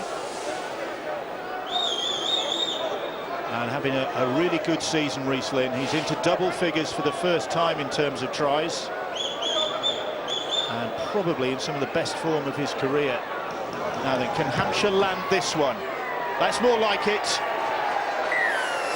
And Wakefield making a fight of this. They're showing their ability to score wide on the left, wide on the right here. Reece Lynn's had a great season. One of the most improved players, and that's a fantastic play, isn't it, there? With 3 players around him, still pushing towards the try line, and the skill and the grip on the ball puts it on the line. Another 6 points, they've narrowed the gap. His form's earned him an England Knights call-up this year. There you go, that's to look forward to tomorrow morning at 9:30, Sky Sports Arena, Sydney Roosters against South Sydney for the right to play Melbourne Storm in that NRL Grand Final. And then in the afternoon, Warrington Wolves take on St Helens tomorrow at 3 p.m. from the Super 8s, and then from the qualifiers, big game at 5:15, again on Arena, Toronto against Widnes. Busy day of rugby league. And here at the Menderhose Jungle, busy second half, 24-10. I think they've looked at a different proposition with Carl Wooden at 9. Look at him, he's looking to go for a quick play of the ball. A different proposition. Chris Anakin just inside that Castleford Tigers half. That's the 5th tackle, coming up to the hour mark. And Wood's little kick is scooped up by Greg Minikin. And good defence as well, even though the offload gets away. Here's Peter Matautier. Matautier scoots through and gets the pass away to Gale.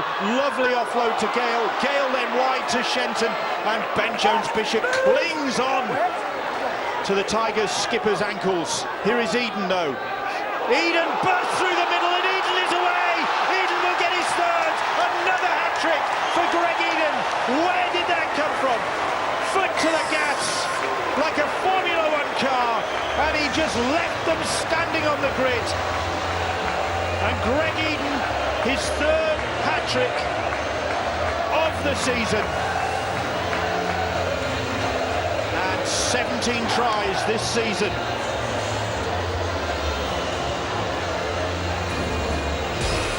Well, a decent offload from Minikin. And look at him, the outside backs have got some speed. Speed gets you out of trouble, as well as decent football. They're always looking to play. As soon as a couple of offloads are handed out, Luke Gale is looking. He sees a defensive line that's going backwards. Greg Eden, afterburners, straight through. I think it's between Ashurst and young Jordan Crowther. It's a good spot. He's looking at what defenders are doing. Where's the line? Where's the break? Tucks it under his wing, puts his head back, and the space is there. Well, those are the small details for Wakefield. They've done everything right, but what they haven't done is account for the ball. The offload came, a break was made, and that was just precision at the end. Darryl Cole will be more pleased with that. Luke Gale tops it up, 30 points to 10. 3rd hat-trick for the top try scorer, award for the top tackler. 3rd hat-trick in 7 games. It's fantastic, isn't it? But I think if you had an award for the most entertaining player in Super League, he'd certainly win my vote. He makes some mistakes, he concedes some tries, he causes some blunders, but I tell you what, he provides them. He has the wow factor. More than Tommy Gigot? Oh yes. I thought he was your favourite player. He's my favourite French entertainer. Oh, right. Wakefield stunned by that, but you should expect it from Greg Eden. 3rd hat-trick in the last 7 games, 14 tries in the last 7 games. He's in good form, the team's in good form to get to the grand final and lift that trophy. They've got 3 80-minute performances, earning penalties, got sheer urgency to get up, play the ball as quick as they can. You can see Anakin just all over Greg Minikin. And haven't they been consistent over the last 5 years under Darryl Powell? They've gone from outsiders to genuine title contenders. Dreaming of a return to Old Trafford. Castleford Tigers. Wouldn't they love to get back there, right some wrongs and put some ghosts to rest. Look, the club side look as good as anybody at this point. Jesse Senilafeo. Here is McShane now. Millington, one of the second half try scorers. Bit of a loose pass there. The ball scooped up by Ben Jones-Bishop, and he will match Greg Eden, but the referee is going to call him back. Ben Jones-Bishop has gone all the way, but back at the other end of the field, Gareth Hewer very calmly has blown the whistle, halted play and awarded head and feed. He's doing the right thing there, Ben Jones-Bishop. Everybody thinks what a waste of time, he's run all that way for nothing. But we've seen these things many, many times on Sky. The whistle doesn't get blown, they ask for the big screen. Let's see where the knock-on is it? Whoa. Well, it's called from the touch at the side. He called a knock-on straight away. Ryan Hampshire, does he get a touch to it? That's the one that the touches is called. I'm not so sure, mate, whether he touches it or not. I am not so sure. If you look at the ball, it's moving. I don't think it changes when it in the air when he's supposed to have touched it. Unusual for a ref not to go to the screen. Well, he had a very confident call from the side, the touch at the side, so he's going to go with that every day. Head in. Ball. Head in. So Ben Jones-Bishop denied the opportunity to peg the Castleford Tigers back. Instead, Wakefield find themselves defending once again. And the pass out wide, defending. For a moment, it looked as though Greg Minikin was going to try and match Greg Eden. But the pass went behind the winger.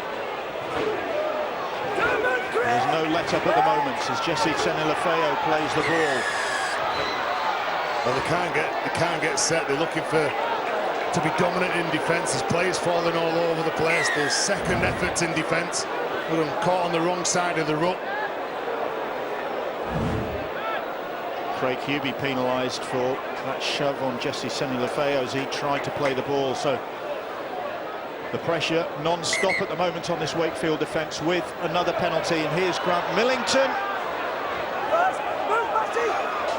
Ashurst with the tackle, just delaying Millington as he tried to get to his feet to play that ball. Gale clutches onto the ball. Junior Moores now wrestling his way towards the try line. They're trying to hold him up. Referee has a good look at that. Just short, says Gareth Hewer. Gale, Jesse Senilafeo, Hubie and Anakin with the tackling there. Plenty of enthusiasm from Wakefield in their defence. McShane, Gale, onto Shenton. Shenton, Eden gets 4. Greg Eden with the simplest of finishes. And again, that snap, precision passing from the Castleford Tigers. Finding the target and finding the wing. And Greg Eden is benefiting from this. Well, when they get it right, when they're crisp with their passes and catches, they're a joy to watch. Look at the show from Paul McShane at hooker. He feints to go to the open side, feints to his right, comes back to the left. Gale and Shenton make it simple for Greg Eden in the corner. They get themselves in good positions, don't they? There's a little outline from Luke Gale, and then Michael Shenton always attracts defenders. Obviously, when there's some space in front of that man, well, it's very difficult to stop, isn't it? Good pace and good finishing.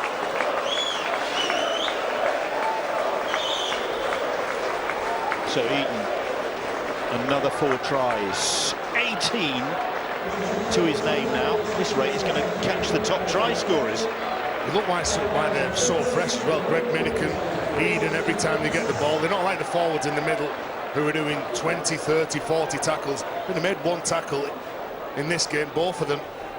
So every time they do have the ball, they do something with it.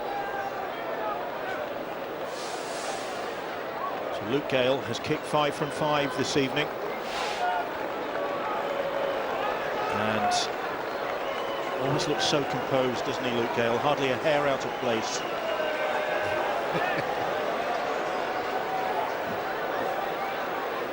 This one is a tricky one.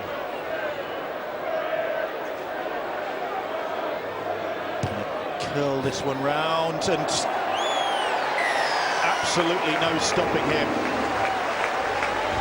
There's all class, isn't he? You don't have to be the quickest if he does smashes. Just look at his movement. When he gets the ball, he goes sideways, knowing that allows him just 2 metres to get on the outside of his opponent, and the knock-on effect that has on to the defenders in front of him, drags them all in, creates the opportunity for Greg Eden to fall over the line again. Very intelligent body movement, more than necessarily speed. It's where he positioned himself, where he ran to, knowing that the pass would arrive on his outside. 36 points to 10 now, the scoreline, and the Castleford Tigers really demonstrating their attacking verve and skill. Some great performances out there. Some big performances from Wakefield in this game as well. Who will your man of the match be? We'll have 4 contenders for you in a short while, and the R League app is the place to go to register your vote for the man of the match in tonight's game. When we get the contenders, I would imagine 4 tries probably gives you a fair chance of being in the mix. Absolutely, they've all been a little bit different and just as extravagant. That's what you get with Greg Eden. Here is Michael Shenton, who's the provider really. He's just so slick. That's what you've got to look at as well. Obviously the wingers score the tries, but who creates them? And another precise kick from Luke Gale. He manages games well, doesn't he, Luke Gale? Obviously the man of steel last year, Steve Prescott man of steel. And you look at what he does on the ball, off the ball, where he's prodding his forwards, and he kicks that ball really under a lot of pressure, and he knows, you can see the arrogance of him. When he kicks it, he knows that it's a good kick. Doesn't need to go hurrying down the field after it. He knows it's going to go off the field. And I'll tell you what, we talked about Luke Gale, the reigning man of steel. They're in with a good shout of Paul McShane being the next man of steel. Had an outstanding season, been a little bit quiet tonight, but those responsibilities all shared throughout that team. Not had too much to do this evening, but what he's done really well.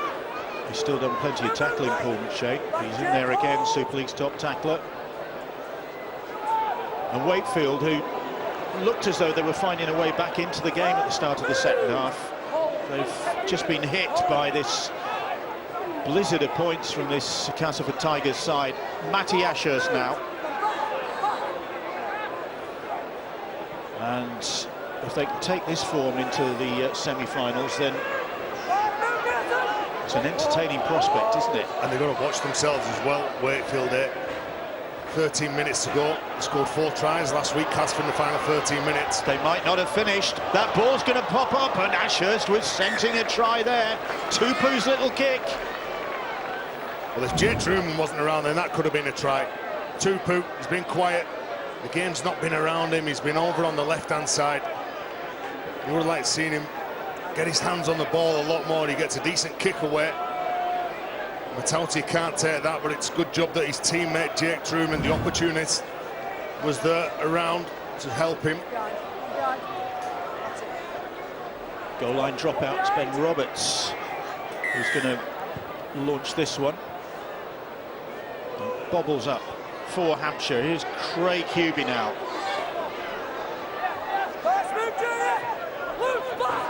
Messi. Moore's doing the tackling for the Castleford Tigers. Arona. That time he got away from McShane, just managed to wrong foot him, and then McMeekin penalised. Well, good footwork from Arona, first of all, to get through the line. See, he's trying to get up, play the ball quickly. Here's Batchelor, James Batchelor, brother Joe on his way to St Helens in 2019. Tyler Randall. Hampshire, little step from Ryan Hampshire. Good defence again. Shenton McShane doing the tackling. Paulie will try himself, bulldozing his way over, but have they held him up? He was never going to pass that ball, was he? He was never going to pass it. Paulie's gone in. And he's thinking, no, I'm not passing that, I'm going to go for it. I've got the size, I've got the weight to get over, but good defence from Castleford. Does anybody know what size those shorts are? Why do you want a pair? I think it might be too small for me, but... Here's Hampshire. Ball to Joe Arundel. Go on, hold, go. So they're within sight of that line, and Jowett scented an opportunity there, but he's just held up. And Jowett's picked up a knock by the look of things. Of course, that's been the story of Wakefield's evening, or part of the story, with Griggs injured early on. That's crumped that for the young fullback. Chris Chester on the Wakefield side, still battling, still fighting, almost into the last 10 minutes of this game. Been a good season for Wakefield, and not just on it, got to say, good season off it as well. They've done a lot of community work as that kick comes in and Gale is underneath it, and the Wakefield try and drive him back, and their players have been out there doing good stuff as well. David Fafita, Jacob Miller just the other week down in North Nottinghamshire, giving the Bassett Law Bulldogs, newly formed club in that part of the world, the benefit of their advice, which is a big thing for these kids when they see Fafita and Miller. I think Bill Tupou went down as well. Well, the chairman backs it in Michael Carter, the coach backs it, the players back it. What about that, man? He's got to be brave or stupid, Luke Gale, for taking on Paulie. Look at him, he gets up smiling. He can't do anything else, can he, really? He plays with a smile, does Luke Gale. Well, I'm not so sure when you run into someone that size. I'm not sure you're getting up smiling. Well, you're right to pay credit to the players. A lot of them put great time and effort into community projects, community clubs, go back to their amateur clubs, give their time. Mentioned last time, Paul McShane's side, Hunslet Park side have gone an entire season without defeat, so well done. Have the man of the match nominees for you in a moment. Game performance from Wakefield, but this second half has belonged, for the most part, to the Castleford Tigers. But Paulie has been working really hard to try and turn the tide, and they could have something up their sleeve in the closing minutes here. Ashurst. Here is Kyle Wood. Little kick comes in. Matautio ghosting across to claim that ball. He's quick. He's chunky, Peter Matautio. There you go. There's your man of the match candidates, and all from the Castleford Tigers side. Luke Gale, Paul McShane, Greg Eden and Peter Matautio. Those are the four candidates for the man of the match award, and the R-League app is where to go to have your say on who should pick up that award and the cheque for £250 to a charity of their choice. Morgan Escaray picked it up last night for his performance for Wigan against Huddersfield. Who will it be tonight? Well, three of the brains trust in Matautio, Gale and McShane. Shows what a decent job they've done, but obviously the try scorer. It's a great kick, isn't it, by Truman? A great kick. An intelligent kick as well. He knows what he's doing, he knows his team are ready to kick chase. Joe Arundel running the ball back. Ben Jones-Bishop denied that breakaway try in the second half by fingertip touch by one of his teammates. Here's Reece Lynn, try scorer for Wakefield. Tyler Randall. QB, lovely ball to Jowett. Oh, just lost his footing. And now then, so Matautio, who's gone down. Collided with the lower part of the knee. And he went down. Hampshire's ball finds Paulie. He's trying to get that pass away. Good defence from Castleford. Fifth tackle. Hampshire. Ben Jones-Bishop keeps the ball alive. Still going backwards, says the referee. No, that's going to be the turnover. Well, credit Michael Shenton getting up in the face of the big man, Paulie. I think he took a bit of a knock as well. It's a tired effort from the big man, isn't it? Just snatching at the ball. Played a long time and had a big impact on this game. Michael Shenton Just getting some treatment from the physio.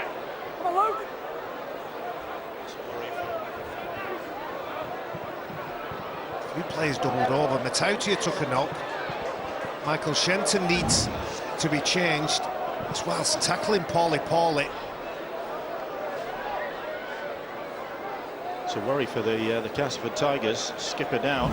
Did Jake Webster injury in the first half as well? He's obviously got back on the field. He took a break for a while. Bumps and bruises. Other than that, it's been an impressive performance. He's been good tonight.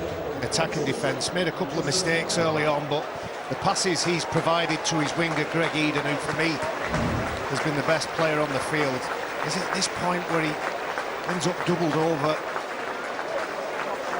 Looks fairly innocuous. Well, they're going to take him off the field, and really with what's at stake now, there's no point, is there? You wouldn't risk him. You wouldn't risk him. You'd rather put a prop forward out in the centre rather than risk one of your star players in Michael Shenton and your leader and captain. He's walking off. He's doesn't look too troubled with whatever's concerning Matty Crowther, the physio. Ironically, he went into this game needing one try to become the first Castleford player to reach 100 in Super League. He's done more creating tonight than scoring, Michael Shenton. And he's going to be waiting to reach that target. Here's Grant Millington. So Shenton just walking up the sideline as play continues. Liam Watts and Nathan Massey now, real long-time servant with this club. Nathan Massey, he's been involved with the Castleford Tigers since he was 15 years old. Here is Jake Webster, seems to be over that knock. Watts, Millington.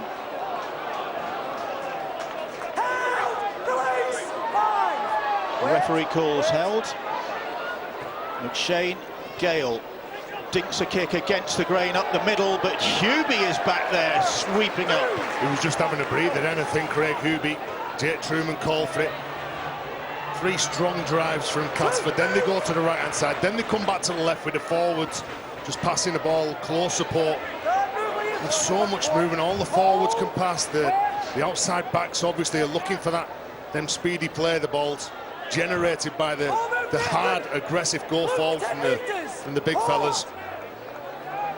Ben Jones, Bishop, Woods, Reece Lynn. The Castleford have been enthusiastic in defence, about as enthusiastic in defence as they have been in attack. So Wood dinks a kick up the middle, and Tyler Randall chasing but couldn't collect the ball. And that's what they tried at the start of the game, and it didn't quite come off. Closer then. With the scoreline like it is, they've got absolutely nothing to lose here, have they? And you look at the defence and what they've conceded in the last 5 games. I make it they've only conceded 52 points. A total of 52 points in the last 5 games. It shows how good they are. We all know they can score tries, but I think in this period showed how good they are defensively as well. Wakefield are going to make it, Castleford are going to make it 11 successive wins against Wakefield in recent history with this victory. And here's McShane bursting through, hands the ball to Junior Moores, and Moores is going to wrap up this victory. There might be more to come yet, but Junior Moores under the posts, and credit to Paul McShane, who opened up the Wakefield defence there and handed it on a plate to Junior Moores. Well, again, right at the heart of this try, beautiful interplay from the big fellas, offloads, pushing up in support, making themselves available. Junior Moores and Liam Watts back on for his second stint, gets that offload away, possible question mark, but will give it in for skill and the effort and the desire to put themselves in the right place. McShane up, out, probing, looking, and they're such a skillful set of players. I wouldn't be surprised if they are ambidextrous, they're that skillful. They look just as comfortable, left, right, away you go. Great stuff. Well, what's good with this Castleford side is they all offer themselves. They all know the strengths and weaknesses of the lads that are playing around them. They know that that man has got an offload, but he was the one who pushed up with Paul McShane, and I agree. I think there might have been a couple of forward passes there, but you know what, you've got to go with the calls, and the referee Gareth Hewer, obviously he doesn't have the replay like we do. 5 tries in the last 5 games for Junior Moores.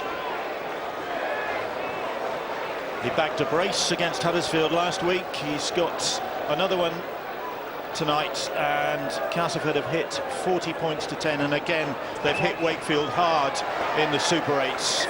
Luke Gale adding 2 more points. He hasn't missed tonight. They've got all the players with all the confidence at the moment, and that's exactly what you want at this point in the season. The appetite to defend that they've shown here now for 75+ minutes. Very comprehensive performance from them, and I suppose at the start of the night, if you'd said to a Castleford fan we're going to win by 30 points at the end of this, and everybody's going to leave the field healthy, you'd have taken that. They'd be delighted here. One more game to go before the real pressure starts. Yep, semi-final looming then against the Wigan Warriors, whose victory at Huddersfield last night confirmed them in second. Chris Anakin feisty to the last for Wakefield, but this Castleford Tigers attack has really put Wakefield to the sword in the second half. They didn't start the game great, but to their credit, they've got better as the game has gone on. That is the hallmark of a great side. Scored in the first minute, though. Here's McMeekin. Delicate offload to Jake Webster. They've just got time, haven't they? That's what Cass have got. That's the secret ingredient. Well, everyone stands back. You're waiting for them to pass the ball. Matautia's pass hits the deck, and Eden will try and put the Castleford Tigers back in the right direction. The ball is snapped up by Joe Arundel. Has Arundel got the pace? Well, they can't because the referee's going to bring him back again. Once more, they've frustrated Wakefield.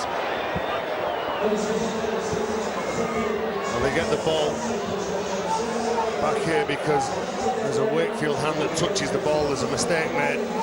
When Liam Watts gets the ball, goes across the line. Now you can see when Ben Jones-Bishop tries to bring the ball in. Then they go cross to the right-hand side. The Wakefield player gets it, Chris Chester. Well, he said he was going to go out there, try and do things a little different, and from the off, he went for the short kick-off, the short chip-over, sorry. It didn't come off for them. They conceded a try in the first minute.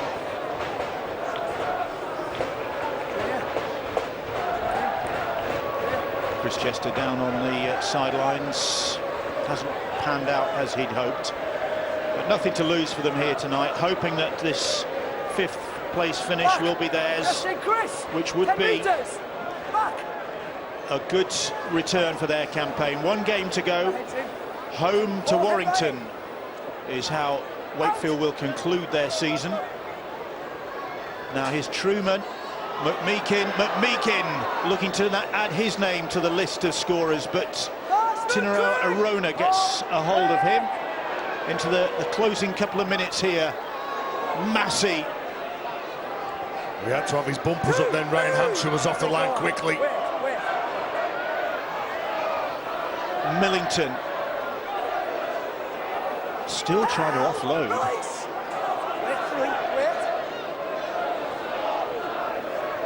Here's Moores. McShane gets away from Paulie, which is always a good idea, and then puts a little grub kick in. What hands from the big man. Look at him smiling there. He's just rolling him backwards and laughing his head off while he's doing it. As Barry would say, holy moly, Paulie. Ben Jones-Bishop. Well, Grant Millington and Ryan Hampshire. Is it? Or is it Anakin? Yeah, going at each other.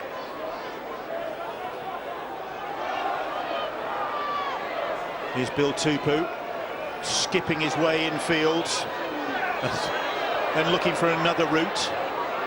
It runs into Truman and Liam Watts and Reece Lynn swatting at each other, but Jake Truman, credit to him, and Truman's got that ball back.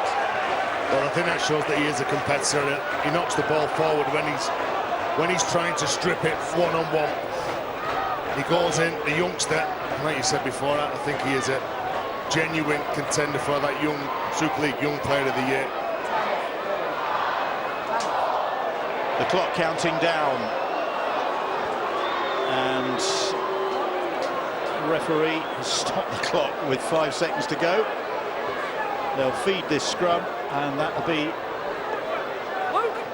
the end of the evening's entertainment. And entertainment has been the word, because we've seen some cracking tries,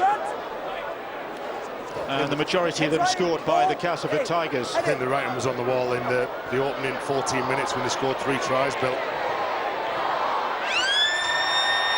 And Hubie, American football pass over the top, can't find his wide receiver, and Daryl Powell will settle for that on the final home appearance of the season for his Castleford Tigers side. They've done a very effective job on this Wakefield side, winning by 42 points to 10. Got off to a flying start. Wakefield showing resistance at the start of this second half with those Tupu and Lynn tries to bring it back to 24-10, and then with Greg Eden racing through and going to 4 tries in this game, and 18 all told now this season.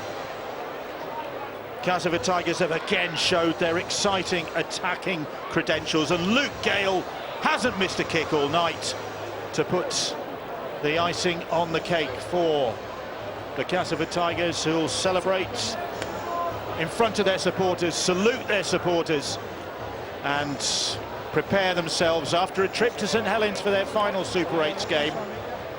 Prepare themselves for a semi-final at the Wigan Warriors. And on the basis of this performance, the Castleford Tigers look in the mood for a return to Old Trafford. They've got the firepower for sure, Brian. Thanks very much, Bill. Absolutely. The Castleford Tigers, 5 in a row now for them. Greg Eden, well, he's hitting form at just the right time. 4 tries tonight, 12 tries in his last 5 games. Did get a bit hairy at times for Castleford, but too good in the end.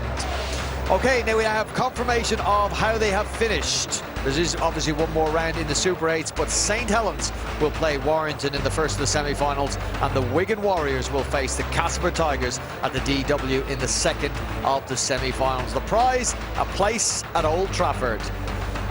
Speaking of prizes, we can go now down to pitch side to Angela Powers, who's about to present man of the match to the 4-try hero, Greg Eden. Indeed, there is your silver salver. 4 tries. You're scoring tries for fun. I reckon it's 16 tries in the last 7 games. That's quite a rate. Yeah, I'm not too sure on that. I'm not really counting, but yeah, we had a great team performance tonight, and I finished off some decent team tries, which is what I'm there to do.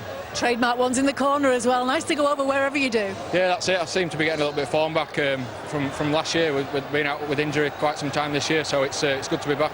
You more tries, and you'd be challenging for top try scorer as well this year. Yeah, I think I'm still a couple off that, but you know, it's great to be scoring them tries. More importantly, though, it's the team effort. Do you feel this is a team that's clicking together now? Yeah, definitely. I think we won it in forwards in that game.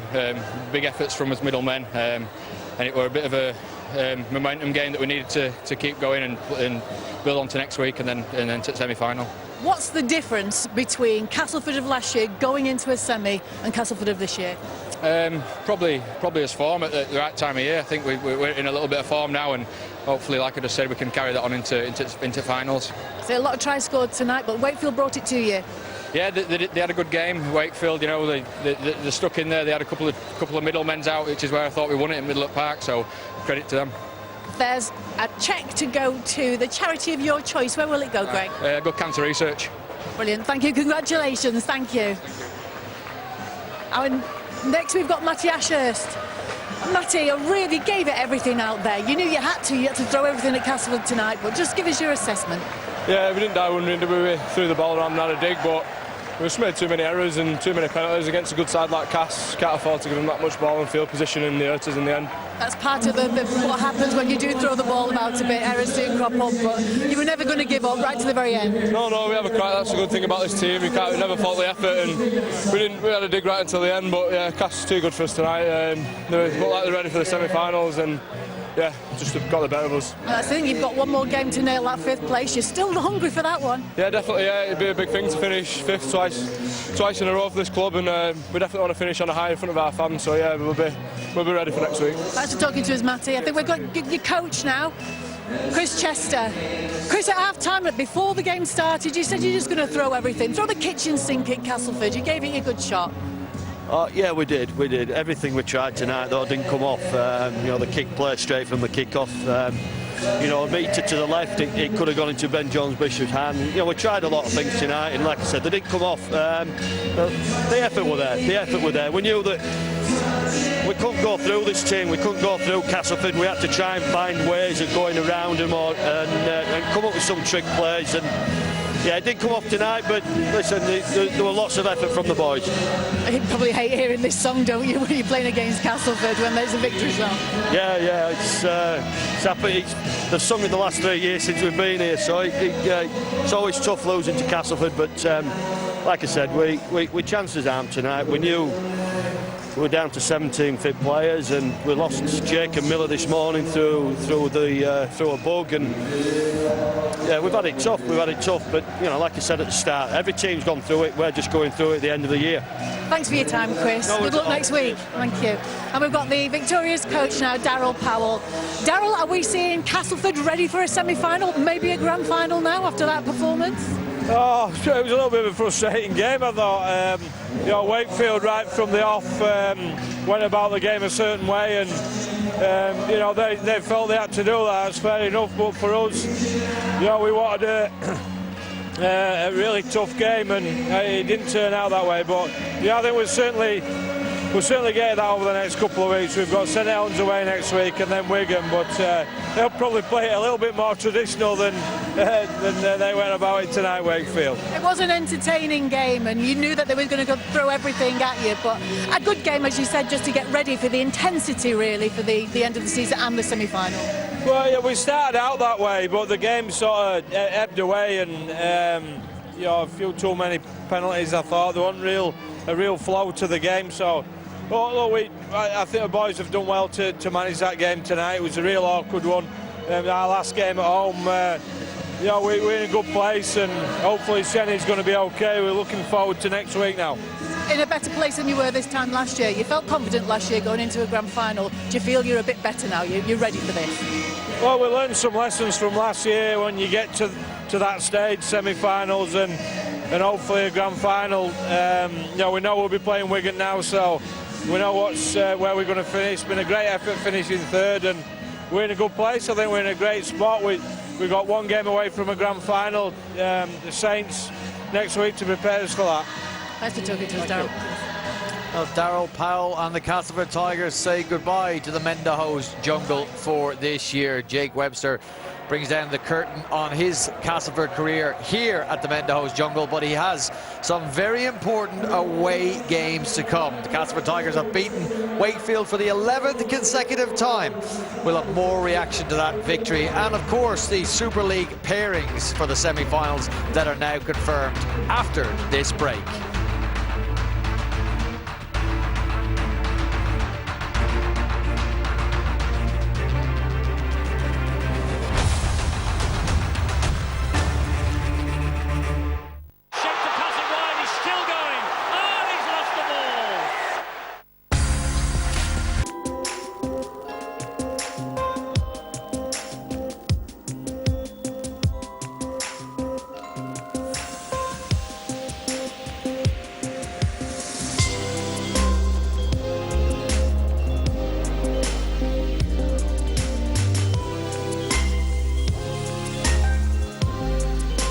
The new A-Class range with Mercedes Me from £269 per month.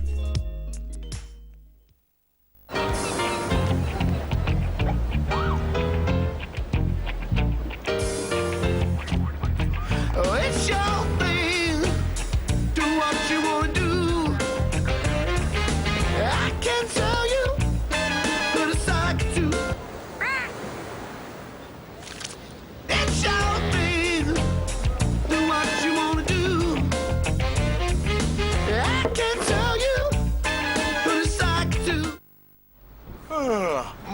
Churchy, what's the plan for today? Oh, what the?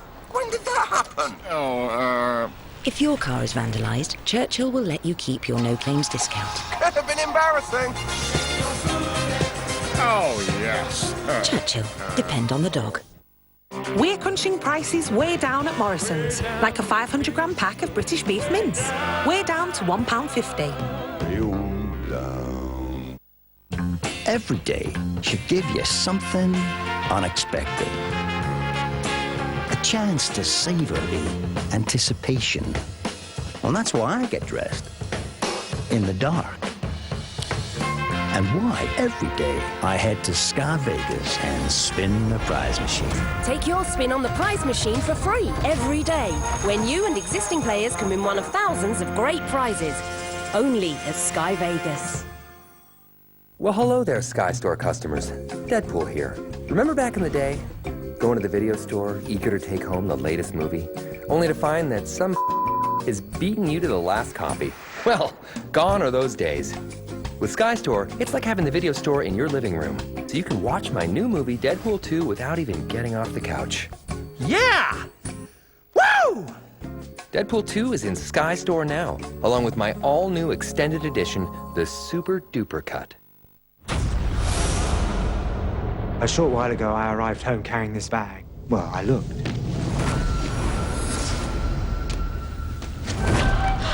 There is a head in there. And I have no idea where I got it. Brand new Elementary continues Monday at 9, only on Sky Witness. Here's your moment. Takes it cleanly.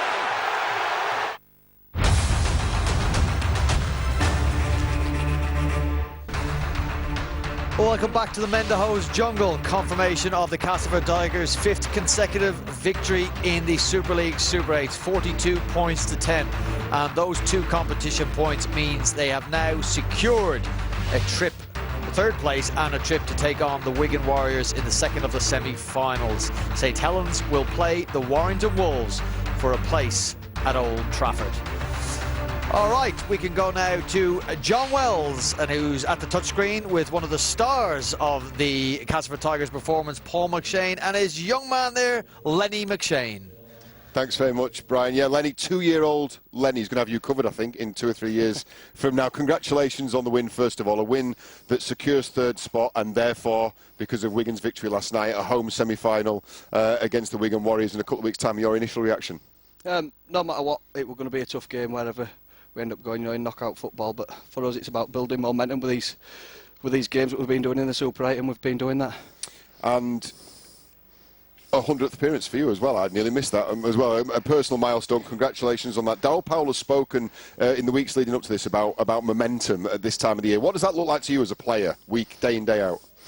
Just getting into good habits, getting his combos right. We've been we're key players for large parts of this season, so getting stuff like that fine-tuned, and probably fine-tune his defence more than out, because to win a grand final you need to be able to defend. I'm going to let you put Lenny down. I can see you're struggling to talk answer questions at the same time. Thank you, Lenny. Superstar in the making. Let's take you to the first clip then. It's Greg Eden's second try on 10 minutes.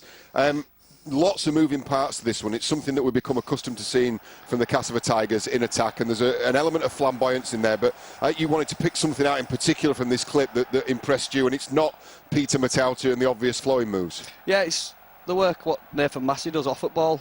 Probably goes unnoticed, and it's something that we're trying to improve on as a team, and the effort for him to push on what's his carry and then a 10-metre reload to get on this shape, which his line just stops the defensive line. It's the little efforts like that. And that's, and for all, I mean, I sat here at half-time with Brian and spoke about this man and his line and how subtle that was, and the pass and all the glory stuff. But for you as a man who's in there in the middle, in the engine room, at the coalface, it's things like that really matter. Yeah, he's in middle at field and he's under pressure defensively, and he's got to take carries with it. So to do the extra efforts for his mates, it's massive for us. It was a very good start to the game. Greg Eden crossed on 1 minute, again on the second minute. Greg Minikin inside the quarter hour to take it 18-0. Stuttered a little bit after that. So what was the half-time conversation like in the dressing room? Just getting back to how we started game, getting back to getting to a kick, really. We didn't really kick the ball much in first half, and was a bit of a frustrating game. There were a lot of errors and a bit stop-start, but to score, I think, 40-odd points again on the back of that performance is pleasing. So you come out for the second half. The try that I think broke the game for me was Greg Eden's just before the hour mark. So I'm going to play the whole set. I'm just going to make reference to Greg Eden because it's the 4 tries, and you could argue that 3 of them were put downs off the end of a great move. Not so this. I guess from a fan's point of view, a layperson's point of view, I realise, I think, as most people at home do, that move in field there at the start of the set is essentially to get the next carry off the ruck. Greg Minikin gets an offload to Peter Matautia. It's what he does next. Is this what sets him apart from other wingers in this league? That he's prepared to stay in field, stay out of position, and risk a telling off from his coach in order to go in hunt of something special? Yeah, he's a bit of a space cadet, he's Greg. He'll run all over, but he's special. If you give him ball, anything can happen, and that's outstanding. That's the Greg that we want, and he's just growing in confidence now, and he's got his left edge sorted, which has been a lot of chopping and changing around there, and we've got that back together now, and it's showing in his game. I know you boys don't live or die by statistics, but this one's worth reading out. Greg Eden, 60 tries now in 48 appearances. It's phenomenal. Yeah, it's a special effort, and a lot of people say it's down to who's inside him, but some of the finishes that he comes up with is outstanding. Man of Steel 2019 still to be determined. That's in 10 days' time. You must 18. be 18. Oh, I'm skipping here. Thanks. You definitely it was a space cadet now. Still to be determined. You must be a contender for that. I want to focus for the last clip on the current incumbent, Luke Gale. You missed him badly, missing for 15 games of the season with a knee injury, suffered at home here against Wakefield. Just how important was he? 7 from 7 from the boot, but just his all-round kicking display. How has that settled the team down? Yeah, it's just as dominant half what we've missed throughout the year, and taking nothing away what Jake Truman's done. For a 19-year-old kid, it's been special for us, and just to have Gailey back as a leader, and he gets the lads going, and his skill's outstanding, and he backs his skill, and a lot of plays that he comes up with are